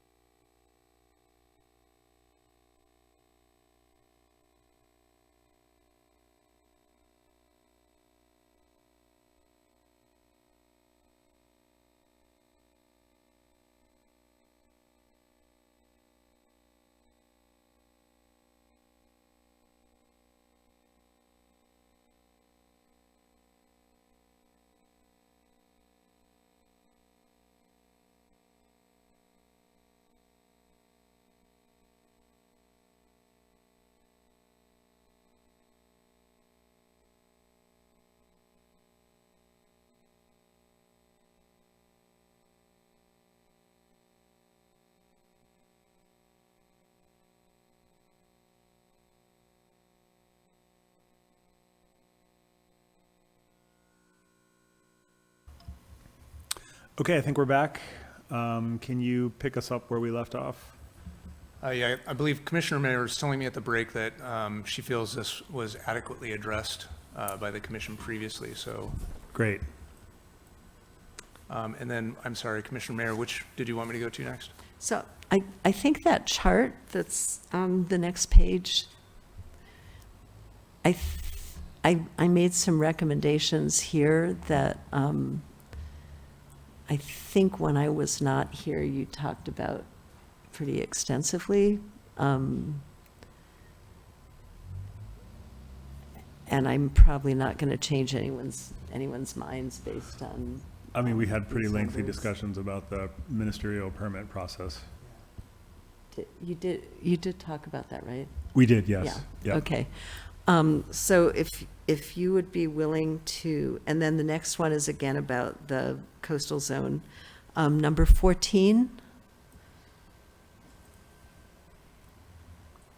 So that second blip there, I guess we call them bullets. It sounds very military. That area within the Beryl District that would, it's a big holding, and the draft would require a master plan for that area, and then there are a bunch of requirements for that. The way I was reading the draft, it appeared that ministerial approval for the master plan or staff level approval for that master plan would be possible without it coming to the commission. But now I think you've changed some language to indicate that that master plan would come before the commission. I'm not sure. Yeah, so the master plan is non-regulatory, so ministerial and discretionary don't really apply to it. The individual projects that occur on that property would be subject to the standards in the code and could come in as ministerial permits. The reason why we are suggesting a master plan on this site is because there's so much area available. We want it to be planned and thoughtfully designed ahead of just throwing down a building somewhere, which might conflict with, other uses, roads, trails, public space, So the idea is, hey, let's see a master plan for the entire site, projects that would come in that are consistent with the master plan, and that were consistent with the ministerial pathways provided for in the code would receive ministerial approval. The nexus with the coastal on that, the coastal review again, is that would only be the case for properties in the coastal zone after the Coastal Commission approves a local coastal program update that incorporates the concepts that are applied in the gateway zone. So the master plan itself is not an approval per se, where there'll be ministerial discretionary approval. We do view that master planning process as being something public, where the Planning Commission would review that and say, yeah, that looks like, appropriate planning for that, or what do you think about, modifying these things? We have in our, we want to make sure that it's, consistent with the, the planning for our circulation or mobility element in the gateway, for example. If they came in with something that was inconsistent with that, we'd want to be able to tell them that. So does that make sense?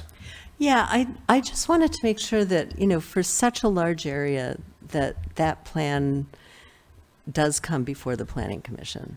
And that because the draft plan, as we've already seen it, includes some graphics that include things like greenways within that property without a whole lot of specificity of where they are. It's privately owned land.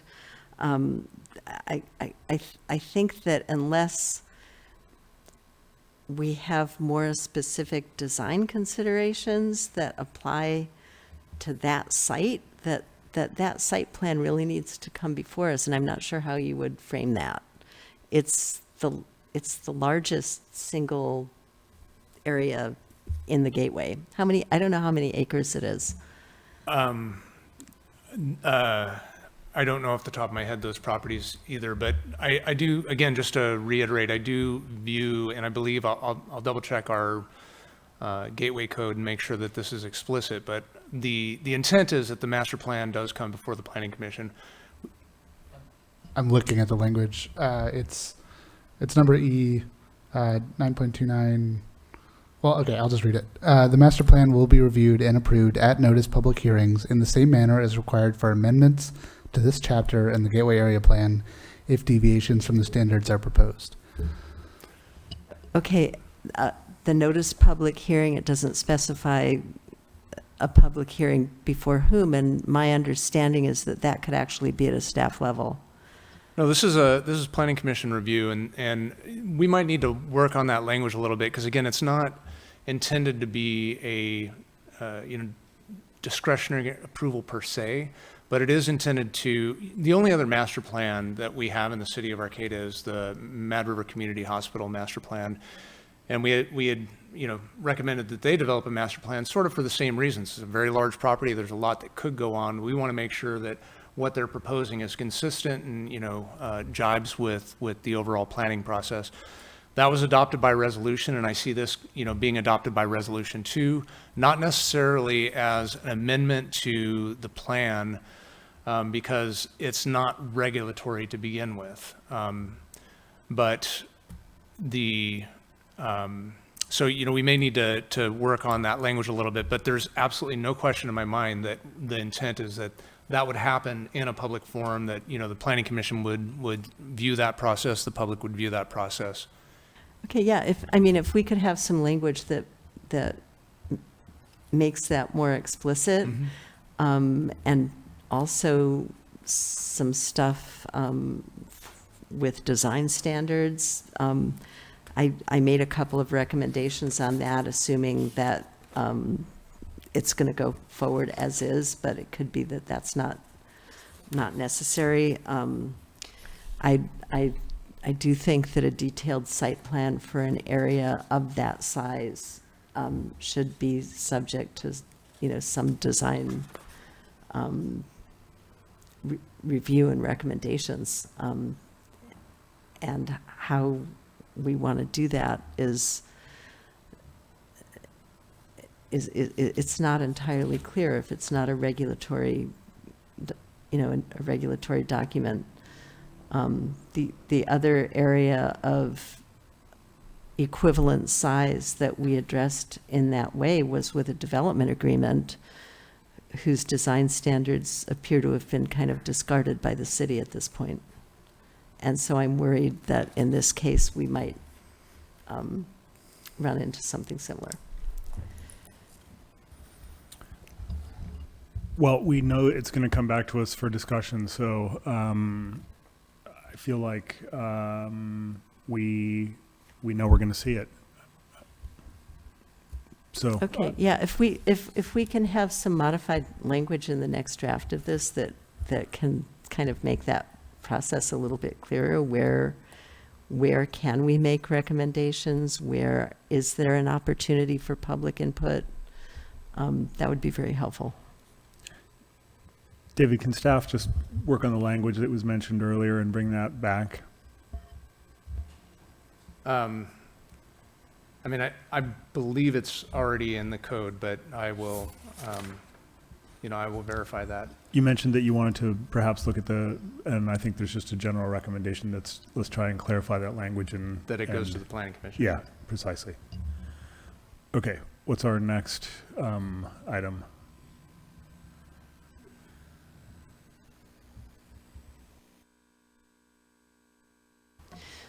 So the number 15 here is just highlighting the fact that the language in the draft is still assuming that we're going to have an LK Street one-way couplet and doesn't take into account the possibility of a linear park there. I think that the design standards are very much dependent on what we decide. I think we should bring this to the city council and talk that through, but at least in our draft, make sure that we're not making assumptions about what kind of street we're going to have there at this point. I don't feel like we're making assumptions at all. I mean, we talked about this a lot, and we came up with a recommendation. And that said, on our first, or later this month, when we get together with the city council, we will absolutely be getting into the L&K. I think how that will go is I'll just give a brief intro to the city council of what our recommendation was and how we landed there, and then we will be able to discuss the L&K couplet and any other options that may be on the table. So I still think that's wide open for discussion, and I don't see an issue there at all. Okay, there's also some design recommendations in the Gateway Hub that would still allow some very, very massive buildings. I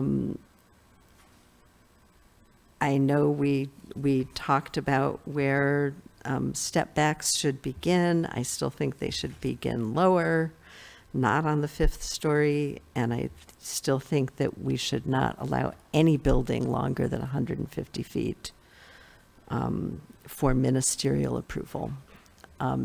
Obviously, if a developer wants to go through a design review process, proposing a building larger than any building in Arcata off the university campus and a non-industrial use might make sense, but I don't think that those massive buildings longer than 150 feet in the Gateway Hub should receive ministerial approval. So it would be scaling that down for the hub.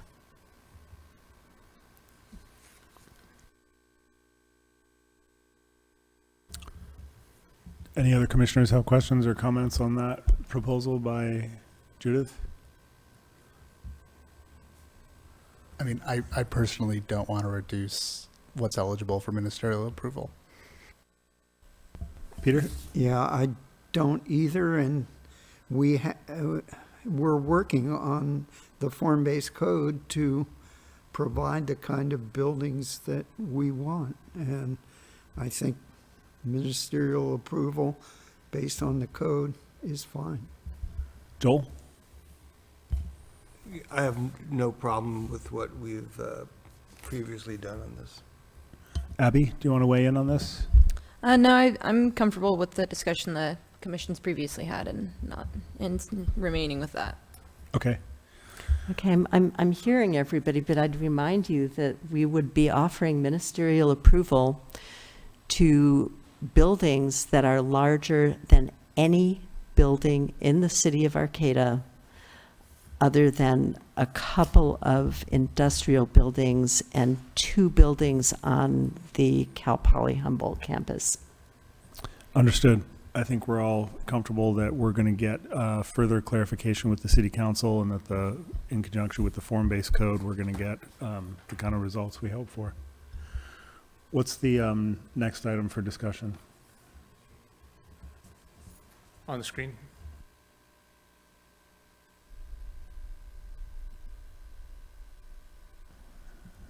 You want to introduce this one for us, Judith?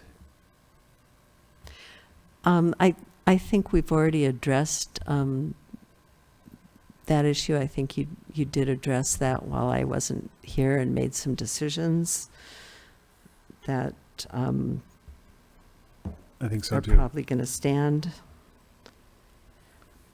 including, let's see, where do we go down to? 17 now, Gateway neighborhood.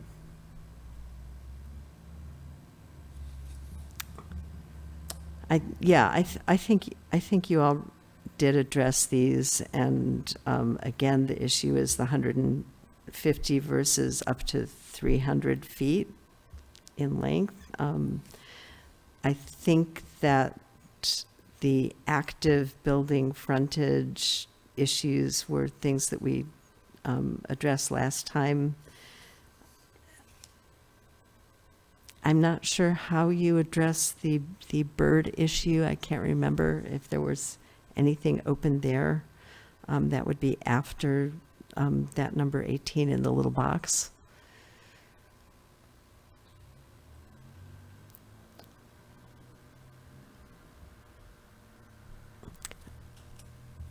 And I can't remember how you changed the bird safe building standards from before.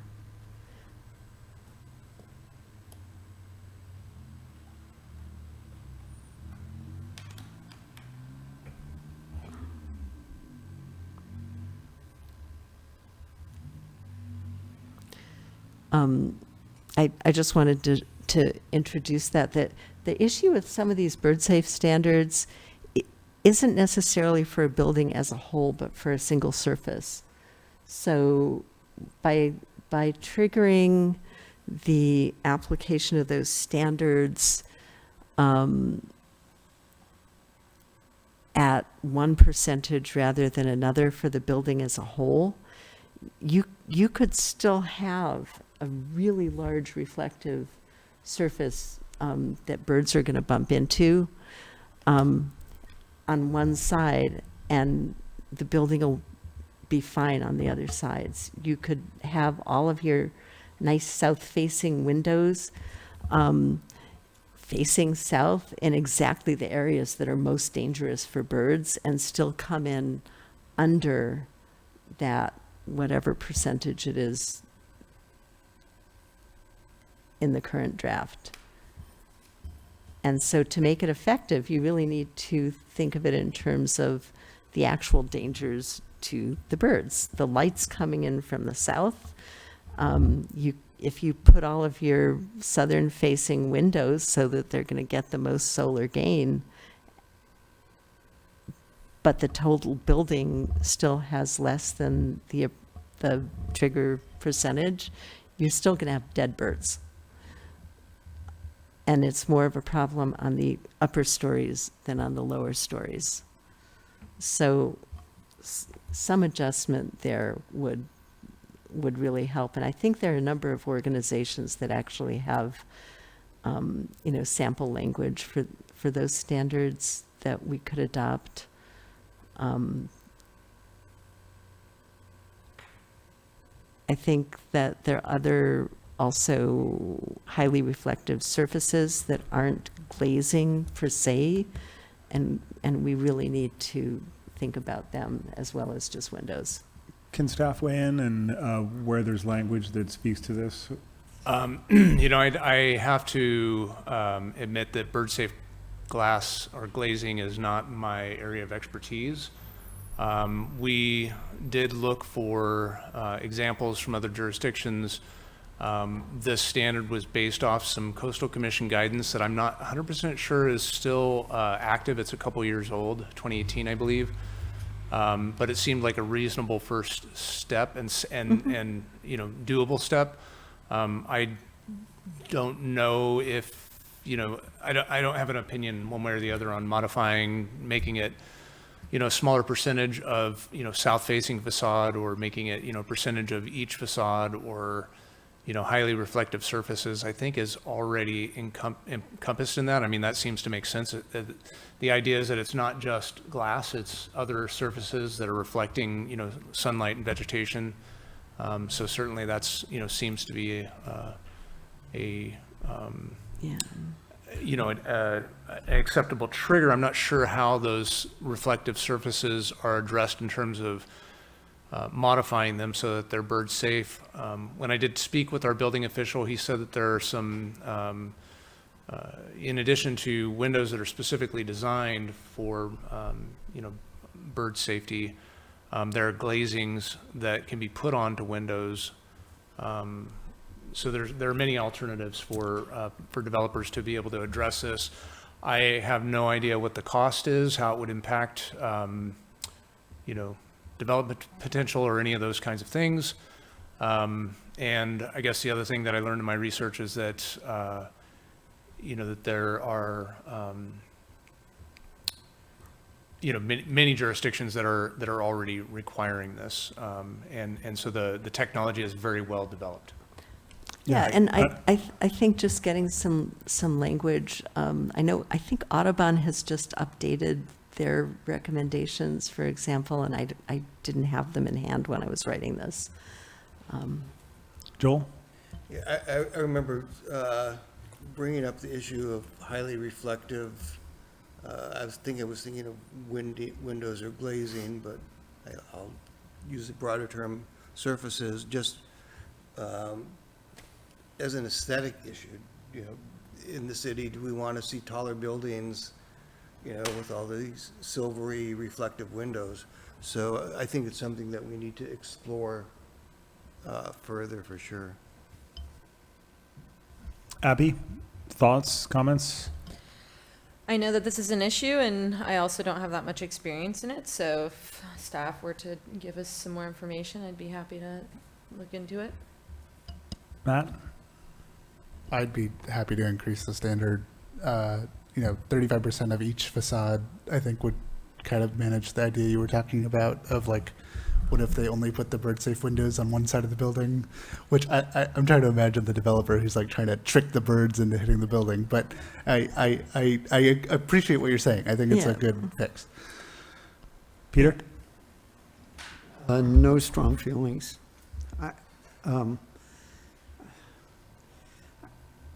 Okay. I don't know what the cost implications would be. We can do a little bit more research and try and bring you back more information on that. Yeah, if this could be a whatever color we decided on there, mauve or something, for a bring back, that would be good. I think we all want to see bird safety incorporated, but none of us are experts. So if there could be maybe some a little more fleshed out language, just so we would feel confident we're addressing it sufficiently, I think everyone would find that helpful. Yeah, thanks. I think that will help. And I just had this image of a 7-story building with south-facing windows. Ooh, ah. Right north of the marsh. Yeah. And I said, oops, how do we do that? Okay, what's the next item for our consideration? I think the revised draft that I was looking at actually did incorporate the next thing. Can I just real quick get a confirmation? 17, I heard you concede, Commissioner Mayor. Number 18 appears to be the same topic with a different district. Yeah. Covered in the same discussion previously. Yeah, it's basically the same thing. And I think that we're going to deal with it. For 19, I believe that the revised language did make some changes, but I can't remember.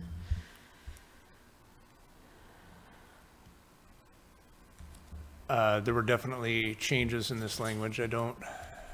I'm pretty sure that you took care of that.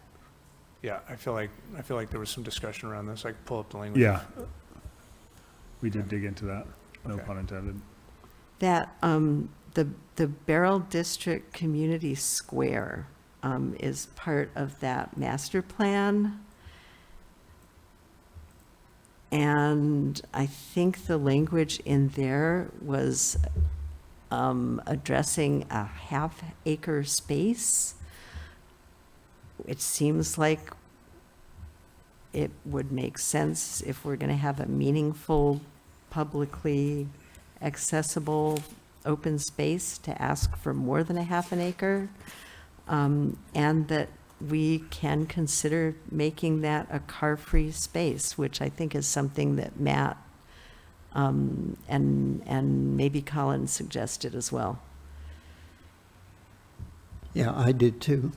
Right. I think it would be a reasonable place to have as a car-free space. Obviously, you should be able to drive a car in to make deliveries to shops or to set up for a concert, or bring in a float for a parade even, or something like that. But I would love to see a car-free space down there. Joel, do you have an opinion on that item? No, I don't. Okay. Okay, and the second part of that is probably more important, which is to ask the city to consider acquiring the space within that site as an actual public space, not a privately owned, publicly accessible space. I definitely would support the concept of having that be car-free. I love that.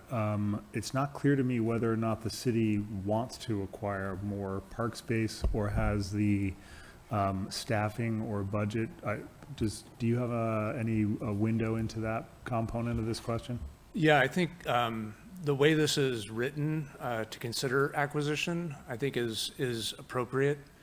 We already have a policy that and an implementation measure related that looks to, do acquisitions of these, publicly accessible private spaces and make them fully public spaces. So that I think is completely suitable, and it provides the backing to be able to do so in the future. And then the car-free, certainly I think if you're designing something, you can design it car-free. Staff completely supports that. In terms of larger than a half an acre, I think we need to specify, because that is a minimum half acre. And so, specify what the minimum size of that is. If you want it to be larger than half an acre.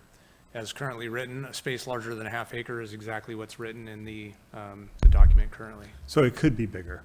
It just couldn't be smaller. Absolutely, yeah, it's a minimum of, the minimum size of the Barrel District Community Square is 0.5 acres. Would it make sense to change that to a larger number? Well, I think if we would need to have some specificity over what, if we're creating a minimum standard, then we would have to do better than larger, more specific. I would suggest an acre. How big's the plaza? I think it's about an acre. Is that right? I'm just going to try and pull that up for you. Yeah, it's a full city block. It's 300 by 300. 400 by 400 is an acre, right? Or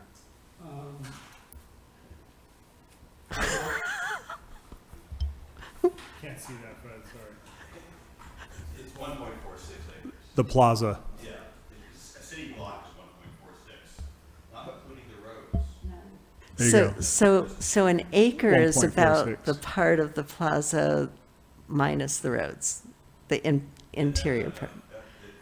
Part of the plaza minus the roads is 1.46 acres. Oh, okay. So I guess this area, which I would also like to say it doesn't have to be square, because if you're not going to have cars in there, there's not necessarily any reason for it to be square. But anyway, an area larger than a half acre makes it a really meaningful gathering space, or Well, I a mean- meaningful bit of open space, whereas a half acre is basically, a little courtyard. I think, given the fact that it says consider, everything is to consider, I feel like that gives us some room to consider, so. Yeah, well, I think this consider, the way I'm reading this is, Commissioner Mayer wanted the rest of you to consider this proposal. I'm just gonna, let's make this, 1 acre as a starting point is. I'm not quite understanding this. Why is the word larger there? Because the previous standard was a half an acre, and Judith is wanting to consider a larger space. And also, it would be a minimum, and so theoretically, everything would be that or larger. Or larger, correct. Right, and this is all kind of hypothetical until we have someone interested in doing that master plan for the area and negotiating with the city. I don't know how much we need to really discuss this. Is anyone that's opposed to this language about a car-free space that's larger than a half an acre? Is there anyone? Matt? I would be willing to increase it to 1 acre. I think that is a reasonable size increase for Joel? a large community gathering space. Yeah, that would be acceptable to me. Abby? 1 acre would also be acceptable to me. Yep. Okay. I still think you eliminate that second minimum. Consider a minimum size of 1 acre, Yeah, period. we don't need to wordsmith this piece. I got it. The 100%. editorial piece the staff can nail down. We're all Yep. in agreement Yep. conceptually. Let's move on.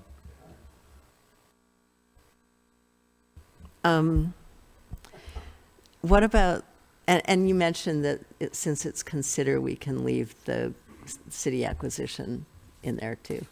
Great, great. Okay, so number 22 was the tier stuff, and I think you might have addressed that. That original tier 4 referred to 8-story buildings, but since the maximum is 7 stories, I got really confused about tier 4. And you may have figured this all out while I was gone. So I just maybe didn't understand how you resolved it. I think tier 4 became 7-story buildings. It got shoved down. Yeah, just ratchet into that maximum building height. So then where did it begin? The tiering? Used to be at 8. So this was previously 8 for tier 4, 7 for tier 3, 6, tier Okay. 2. So we good? Okay, let's move on to the next one.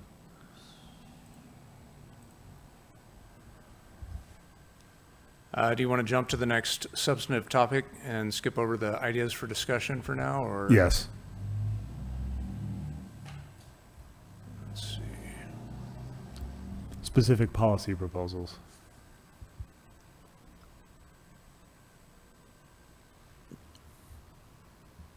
I think that you addressed the active building frontage.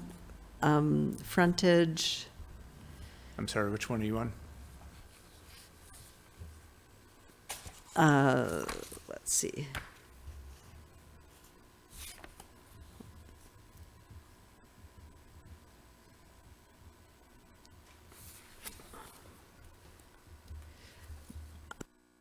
There was some material on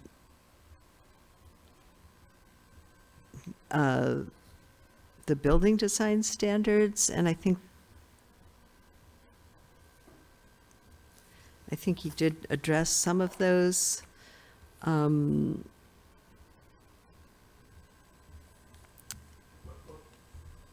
what bullet number are you on? It's that's, I'm not sure how you organize this. I think it was something that you labeled as 10. It was a question for consideration, but it was the gateway use permit. And in the standards in the draft, this is still under questions for consideration, but the use permit threshold indicated only a floor area. And my question had to do with what if the uses don't take place inside a structure, but they're actually outdoor uses? And so because the standard didn't address those, we're basically in a situation where unless we're looking at floor area, we have no regulatory handle for the gateway use permits. I'm not sure how to address this, without, getting into specifics. Many of the uses you've listed here, I think, would probably not be allowable uses. But But if a project comes in and they're not proposing any development, they wouldn't be subject to the code. Most of these uses are either not allowed or would require some form of development. And so if someone came in and said, look, all I'm doing is building a 20,000 square foot stage, we would say, well, that's triggering the floor area requirements. What if it's a temporary structure? What if it's something that's not going to require earth moving? It's not going to require a building permit? We would probably issue a dance permit for that is kind of our process for issuing temporary activities. They go through a dance permit process. Okay, so you feel this is pretty much covered? I think so. What I'm gathering from the questions that you've asked, I feel like it's addressed, unless there's something that I'm just really not getting. They're either not allowable uses currently, or they would be covered by the need for a permit one way or another. Yes, so material or vehicle storage or transfer, I don't see those as being, consistent with the code. So if someone wanted to come and say move John's Auto Wreckers and do vehicle transfer there, we would say, sorry, that's not consistent with the code. You can't do that in this location, or you can go try and get a use permit from the Planning Commission if you wish to. Outdoor event / entertainment or performance spaces. I mean, if it was truly like, the tent, the circus that we have annually, that would go through a dance permit. We want people to, come and go to those circuses and enjoy themselves. They come up, they set them up for a week or so, and then they go away. And that doesn't really trigger my department getting involved. But if they wanted to make, circus there and be permanent, and it was truly going to be a tent, we would get involved and consider that tent, and we actually have precedent for this. You remember None of the Above, some of us who have been around for a while, who love Indian food, remember None of the Above. They wanted to put up a tent. The tent actually triggered building permit standards, and they went down the whole rabbit hole of planning because of it. And so, yeah, that would trigger for, so it's hard to speculate on what the uses are. I mean, we'd have to address these on a case-by-case basis when they come up, and the way that I make zoning interpretations is one of the first thing I take into consideration is what is explicitly stated in the code. The explicit statements that we adopt are important. The next question I ask is, what was the intention? What can I gather from the intention behind what was addressed? And if those two things are not in conflict, then, that makes it pretty easy. If they are in conflict, then we go with what's explicitly stated as a zoning interpretation, and we bring that difference to the attention of the decision makers and say, hey, this is a decision that you may want to reconsider and make your language more explicit. Recent example of that was the Formula Restaurant ordinance, where it's clear from the background that the committees that were making the recommendation had a specific intent that was not codified, and so we can't regulate based on someone's intent from 20 years ago. So we regulated based on what was codified, and we asked the council if they wanted to initiate a code amendment, and they said, yeah, we do. We want to implement that intent. And so that's sort of the way this process works. If we're presented with something that doesn't fit squarely in this really broad application of uses in our code, we would do our best to see where it fits within that regulatory framework, and then confirm that that still meets the intent and meets our values and objectives, and process them that way. Yeah. I don't really see a whole lot of reason to be concerned about this, given this discussion, and I propose we sort of move on to the next issue. I think there's not real... It looks like to me that all of the rest of these were basically comments with sort of open-ended Some of these, I guess, maybe were miscategorized because these look like specific recommendations for differences here. Or Yeah, and changes here. I think you actually made some of those changes in the text, but I can't remember exactly which ones you did make and which ones you didn't make. There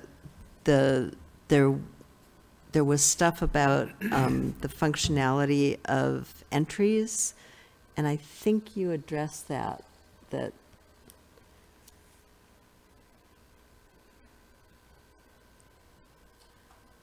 I think, was that, yeah, that may have been around the design standards for active frontages. in any case, the point was that an entry that only serves as an exit is not an entry. That's an Can't exit. disagree with you there.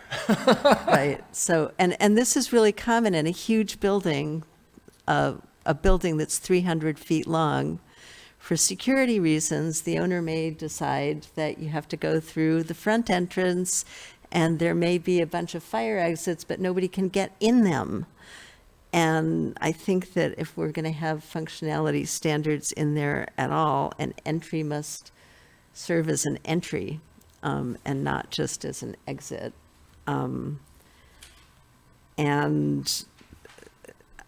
otherwise, we need to really kind of rethink how that design relates to the street. Right? You can have in a 300-foot long building a bunch of doors, right? But if they're actually just emergency exits, they are not functioning as doors. They are not linking to the street. So I don't know how you want to deal with that. That's, I guess, maybe why it was food for thought. But I think if we're going to ministerially approve a 300-foot long building with a desire to have entrances onto the streetscape, we need to require that. I'll just say I like the suggestion. I think the idea was that there would be entrances and not exits. We had a similar requirement for like individual townhomes, right? That they should each have entrances going onto the street. And so I don't know exactly what the language would be besides entrance, right? But I think maybe we can put a bullet point in that says like an entrance is an entrance, that, you know. And that's why I suggested specific languages. Entrances required must function for entry as well as exit. It's pretty simple. And surely fire code and other building codes dictate, doorways and their accessibility. They dictate for exits, but they tend not to say anything about entry. I think this is, for context, in reference to what A and B say are, they give the specific standards for how far apart maximally entrances can be. And then it goes on to say that entrance required by those paragraphs A and B that require maximum distances must remain functional and available for use by occupants. I mean, if you want to further clarify by, functionality of an entrance, that it has to be available for entry as well as exit, you certainly could. But I think an entry that doesn't serve as an entry and only serves as an exit is not an entry. So, we can add the language. I don't think it's necessary. Those larger projects will still come before the commission, and so if they give us a plan with a lot of exits, we can tell them those had to be entrances. Hopefully they're reading the code to say entrance means entrance, like we intended it to. I'm thinking of Hotel California, where you can never leave. I actually lived in an apartment like this in Los Angeles, and I would take the fire exit. It wasn't like a alarm will sound fire exit. It was my closest exit to my apartment. And I would open it onto the street, and people on the street would be like surprised someone was coming out of the wall right there because it like blended into the paint. And then, and I get that that's not what we're going for, right? So I appreciate this idea, Judith. Anyway, I'm sure there's some way we can deal with it. I suggested one way. It seems kind of common sense, but if I were a building developer and I was concerned about security, I would put everyone through that common front door, and all of those would be emergency fire exits, and I would close them up to the street. So it's a way of getting around that. And then there was another standard here with regard to those ground floor entrances, including for townhouses. The code read that they had to have primary entrances facing a street, and I just wanted to add, or publicly accessible courtyard or plaza for projects that are designed that way. Does anyone have any concerns about that language? Okay. Nope. So the next thing was just a clarification, and I can't remember if you dealt with that in the language or not. The draft said that entrances could be through a patio with minimum dimensions of 5 by 5 feet, and that it must include a row of shrubs, a fence, or a wall, not to exceed 42 inches. What was the rationale for saying it must include that barrier? I think, I recommended saying it may include rather than must. yeah, I think because these are objective standards, you don't do much by saying may include. You could just as easily remove that portion of the sentence. But I think the idea here was to really have some feature that identified that it's, separate from the public sphere, that it's private, but, these are just recommendations. We can modify them and tweak them. I don't have a problem with that recommendation. Okay. So you think it should be may? I mean, I should clarify. I don't have a problem with the language as it is. I think, if it's may, then it all loses all the power of that sentence, because then it may just as easily may not. I agree. So it would seem to be must, or just ditch the whole thing as far from an editorial standpoint. I would just ditch the whole thing.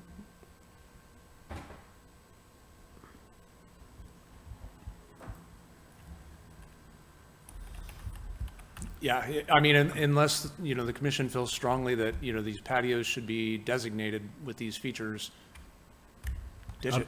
I don't feel strongly. Yeah, I would say ditch. Joel? I'm fine either way.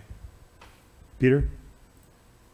Yeah, I'm fine either way. I would kind of lean towards keeping it. And Judith, are you comfortable with ditch? I'm fine with ditching the whole thing. Okay, Yeah. then ditch has it. The next one is the shared garages and parking structures, and I know they're already pretty tightly restricted, but what I was doing in that red thing down there was to make sure that we're not going to have curb cuts with cars coming in across the sidewalk and across the bike lanes on K Street or L Street or any place where those mid-block curb cuts are really going to pose a danger to pedestrians and bikers and strollers and kids, and of course also slow down or potentially collide with vehicle traffic on the road. So I think that there are ways of providing vehicle access while protecting the integrity of that streetscape. I feel like we talked about this. We did. I guess I'd ask for clarification by garage. Do you mean garage like a parking garage, or do you mean just like someone's individual private garage? Well, the portion that this wording is in is for shared garages and parking structures, but I would extend that to other garages and anything that's going to require a curb cut with vehicles, motor vehicles crossing that sidewalk and crossing a pedestrian and bike path in the middle of the block. Yeah, the challenge here is that, number one, there are several properties that already have curb cuts. But this is for new uses, right? Aren't those existing properties protected? Existing properties would be able to continue to use their curb cuts, yes, but if they proposed a project, then they would have to eliminate that curb cut if they had those. Yeah, and that's some of these exactly don't- what I'm intending. Yes, and some of these properties do not have access to their property if not provided off of, K and or L Street. When we looked at this before, one of the concepts was to eliminate curb cuts on the interior and exterior streets, 8th and 9th streets around the Creamery building, and try and get folks to enter from behind. And it seemed like a really good idea. And then it dawned on me that that would require a curb cut across the trail off of L Street to access those properties. And that furthermore, that curb cut would have L Street. And so there just get to be real challenges addressing the timing, because this isn't like one developer coming in with a single proposal. If an interior property or the property farthest away from L Street wishes to develop, and you tell them, well, you can't enter from 8th Street, you can't enter from 9th Street, and you don't have an easement, we don't have a mechanism for requiring an easement across the backside of your property through your neighbor's property to get out to L Street, then effectively that property is landlocked and it can't be developed for parking. So it kind of falls into good idea, but really challenging logistically in implementing. Without, having the ability to do more of a master planning process and getting, folks on board with,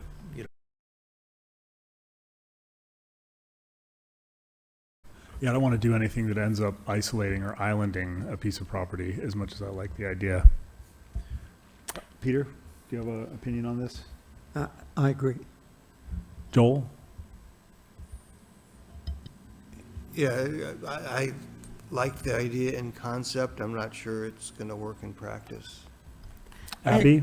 I'd actually wonder if the Transportation Safety Committee could address this, because I think you could actually map exactly which properties they are and figure out how that could be arranged. Abby, do you have an opinion on this one? I think it has great intent, but I would definitely need more information. How many properties would be put in jeopardy of having access if this were to be included? So more information would be needed. I was the one pushing for this when Judith wasn't here and I got outvoted. I do want to just say a property can have no parking on it. People can park their cars somewhere else and walk a block or so to where they're going. That is a feasible state of existence, and sometimes it feels like we don't believe it is, but that's all.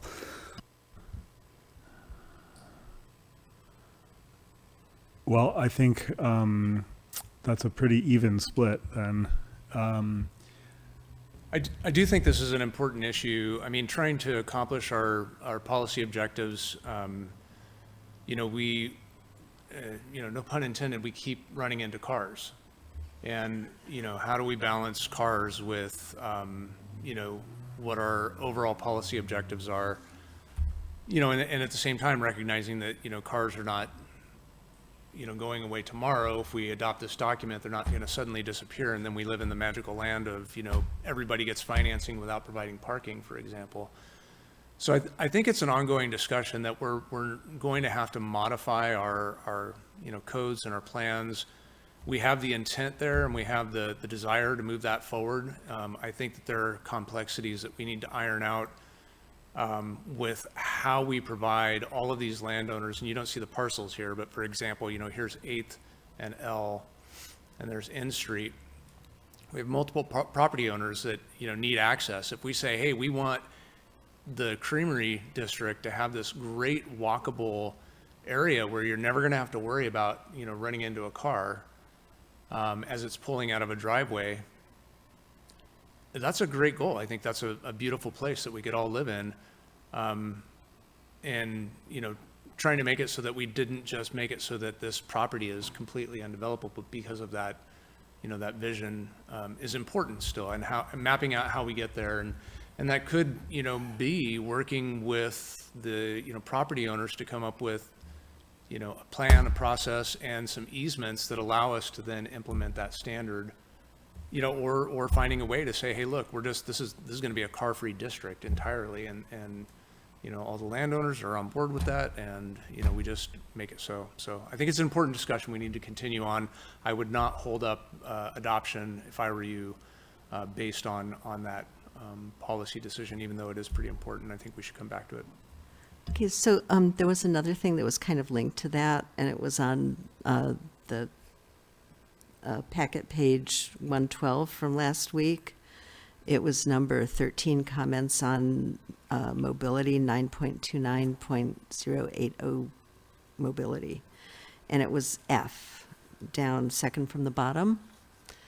And it was a recommendation on parking location and design, add after the alley access section, site designs for commercial or residential projects that qualify for ministerial approval may not have primary access for motor vehicles to parking from K Street, L Street, or N Street, if access from an east-west street or from an alley is possible.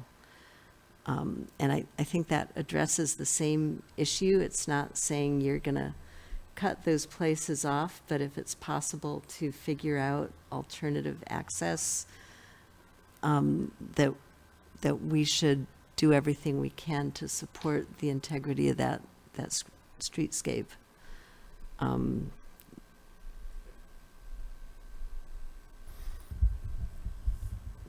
Comments, questions, concerns? Anyone concerned with that language? I feel like it's a bit softer. I feel like the other proposal, while I can see residential buildings where people could park on the street, I think it's a different implication for a building with commercial in it, and that changes it for me. This feels a little softer because it talks about primary access and allows for additional options when that's not available. So, other commissioners agreed? Joel? I'm okay with that. Abby? Matt? I'm also okay with the language. I like Okay, it. so that feels. That's that a win, feels Judith. More reasonable. Yeah, Okay. that's a win. Yeah, that's why it's cool. There's so many sections in the plan. If you can't get it through one section, you can get it through another. Yeah, the language feels different. Okay. As long as we're down there, right below there, the bicycle parking, I think we talked about this, but it did come up again in our proposal last week outside the gateway. Makes no sense whatsoever to link the number of bicycle parking spaces required to the number of car spaces. And I think that in the gateway and citywide, we need to require for new multi-unit residential development, a safe, secure bike space for every bedroom. I know you want to go next, Matt. We totally nixed this. It was in there and we took it out. And I think we took it out in the general plan as well. So Okay. it should become citywide, assuming city council agrees with our bike-friendly. Right. Yeah, so this is what I would kind of replace that with, kind of. So in favor? Abby? Yes, I'm also in favor. Yeah, Joel? I think to Matt's point, I think we already made this change. Yeah, I think we covered this, so. It can be green in two places, right? That's fine. They're slightly different, though. I mean, the idea that we have a bike parking space for every bedroom is not, in this No, it's statement, and separate. I We're think adding that- it. Yeah, I think, from a staff recommendation, that would probably go, probably a little too far. I mean, you still want to scale, we made the same problem with the Uniontown Shopping Center here. We required way too much parking. That parking lot is never full. And so it doesn't, it may feel good to say, hey, every bedroom's going to have a bicycle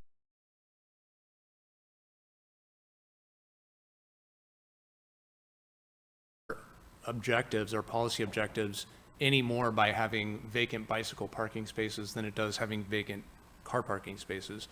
So I think that, a good mix of, bicycle parking, that are secure. Certainly the way that we've got that structured right now, if you're going to build indoor bicycle parking that's secured and those kinds of amenities, those are community benefits. And I think that there are some requirements for, bicycle parking regardless. And we could take another look at that, but I do think that you would probably overemphasize bicycle parking to the extent where you'd basically just have a bunch of vacant bicycle spaces and having the developers build them when they're not needed. Go ahead, Peter. I'd like to push back on that a little. I think having one secure bike space per bedroom is not a bad thing and not terribly overbuilding. Fair enough.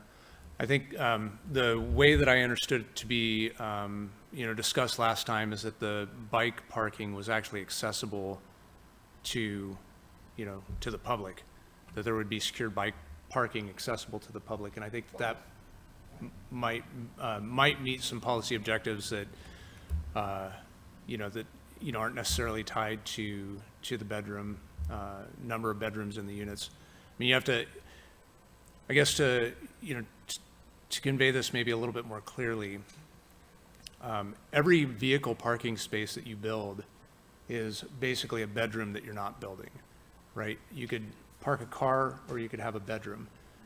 Similarly, if you're requiring the developers to build bicycle parking spaces that are going to go vacant, then it feels good. You're building a bicycle parking space, but you're actually taking that away from a living unit. The ratio is Yeah, very please. different though, right? The ratios are, Yes. I mean, Yeah. How many bikes do you think you can park in this room?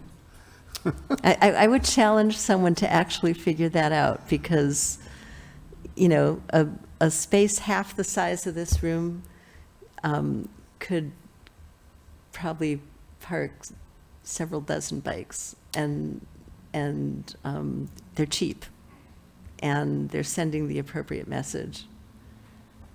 also, we used to require one parking space per bedroom, right?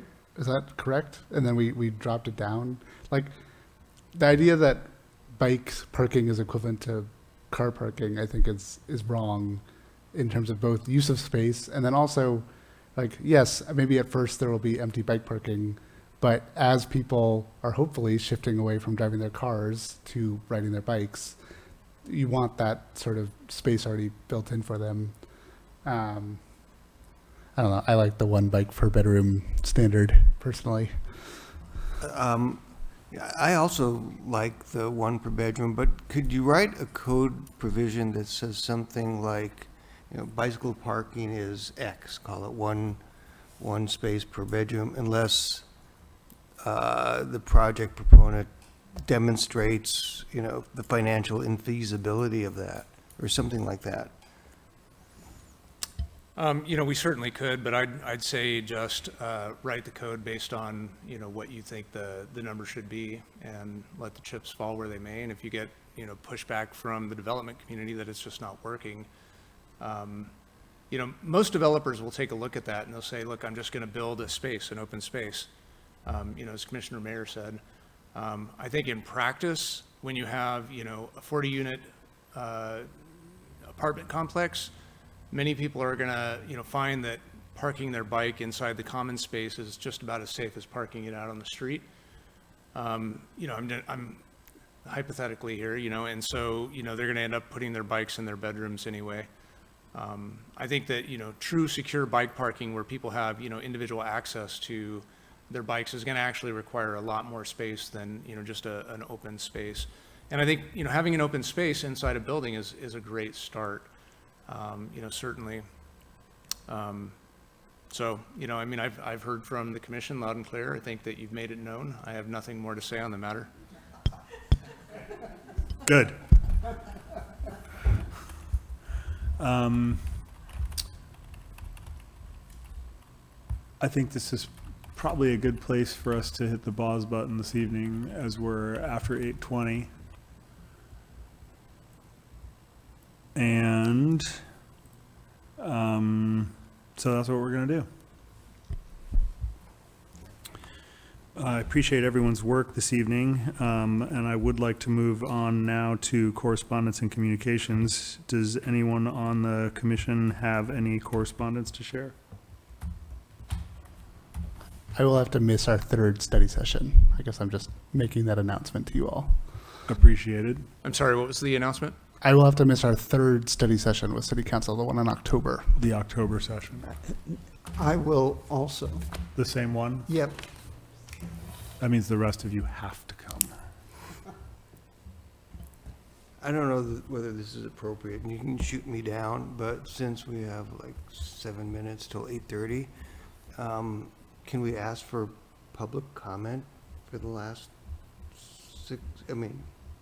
2 minutes or? Public comment on what they heard here tonight. Is that appropriate? My request was actually that we look into the recommendations that we heard from a few members of the public, that when our agenda is so vague that they don't really know exactly what we're going to talk about, that there be an opportunity for public comment after we've spoken. Yeah, I appreciate that perspective, and I certainly understand it. I think one of the difficulties is, certainly from the perspective of looking at agendas and trying to imagine how long an item is going to take, it is impossible to tell. There have been items that I've felt sure we would get through in 5 or 10 minutes and have taken an hour. And so part of the strategy with the agenda is to make sure we have enough leeway that if we're done what's on the agenda, that we have a chance to then keep going and keep working and get into the bike rack. So while it can feel like, I appreciate that it can feel overly vague, I also think in a certain part there's an intention there that we're not limited if we get through things quicker, because it's just impossible to say, first of all, not only how much time our deliberations are going to take, but how much public comment we're going to get. So when you build an agenda, there's so much guessing game. I think by nature we end up casting a broader net and not getting to everything, but that's better than finding that we're at 7 o'clock and haven't agendized more work and we're done for the night. I also just would add that the title, recommendation, and introduction are written broadly enough so that you can cover whatever topics you need to cover as you're having your deliberations on this very big process. The staff report itself describes in much greater detail the materials that have been provided for your discussion. And you have hit on, as far as I can tell, with the exception of the joint study sessions, and that's just an informational item, all of the topics that were in the body of the staff report, and you addressed all of the attachments that are in the staff report. And this is a broad and ranging discussion, so those items are included in the staff report. Anybody else want to weigh in on that question of agendized items versus non-agendized items, or overly broad? I feel like we're doing a pretty good job as far as saying what we're going to talk about and doing our best to get through it. Okay, we're getting closer to 8:30, so I'm going to move. We're in correspondence and communications. The only thing I would like to share here for correspondence and communications is somewhat of a homework assignment, which is just to make sure that along with the public, which I know is going to be watching it, that we all watch the video that's already been released on housing, inclusionary zoning, community benefits, density bonus. as well as the video that will be released on the L&K couplet in advance of our study session with the city council, so that we're all as up to speed on our review there and can sort of hit the ground more or less running with the benefit of that, those two videos. Can I ask, when do we expect the LK couplet? You could ask David. That'll be out by this Friday at the latest. This Friday at the latest. Okay, I appreciate that. Any correspondence from staff this evening, David? I don't. Okay, there being no further business, this meeting is adjourned.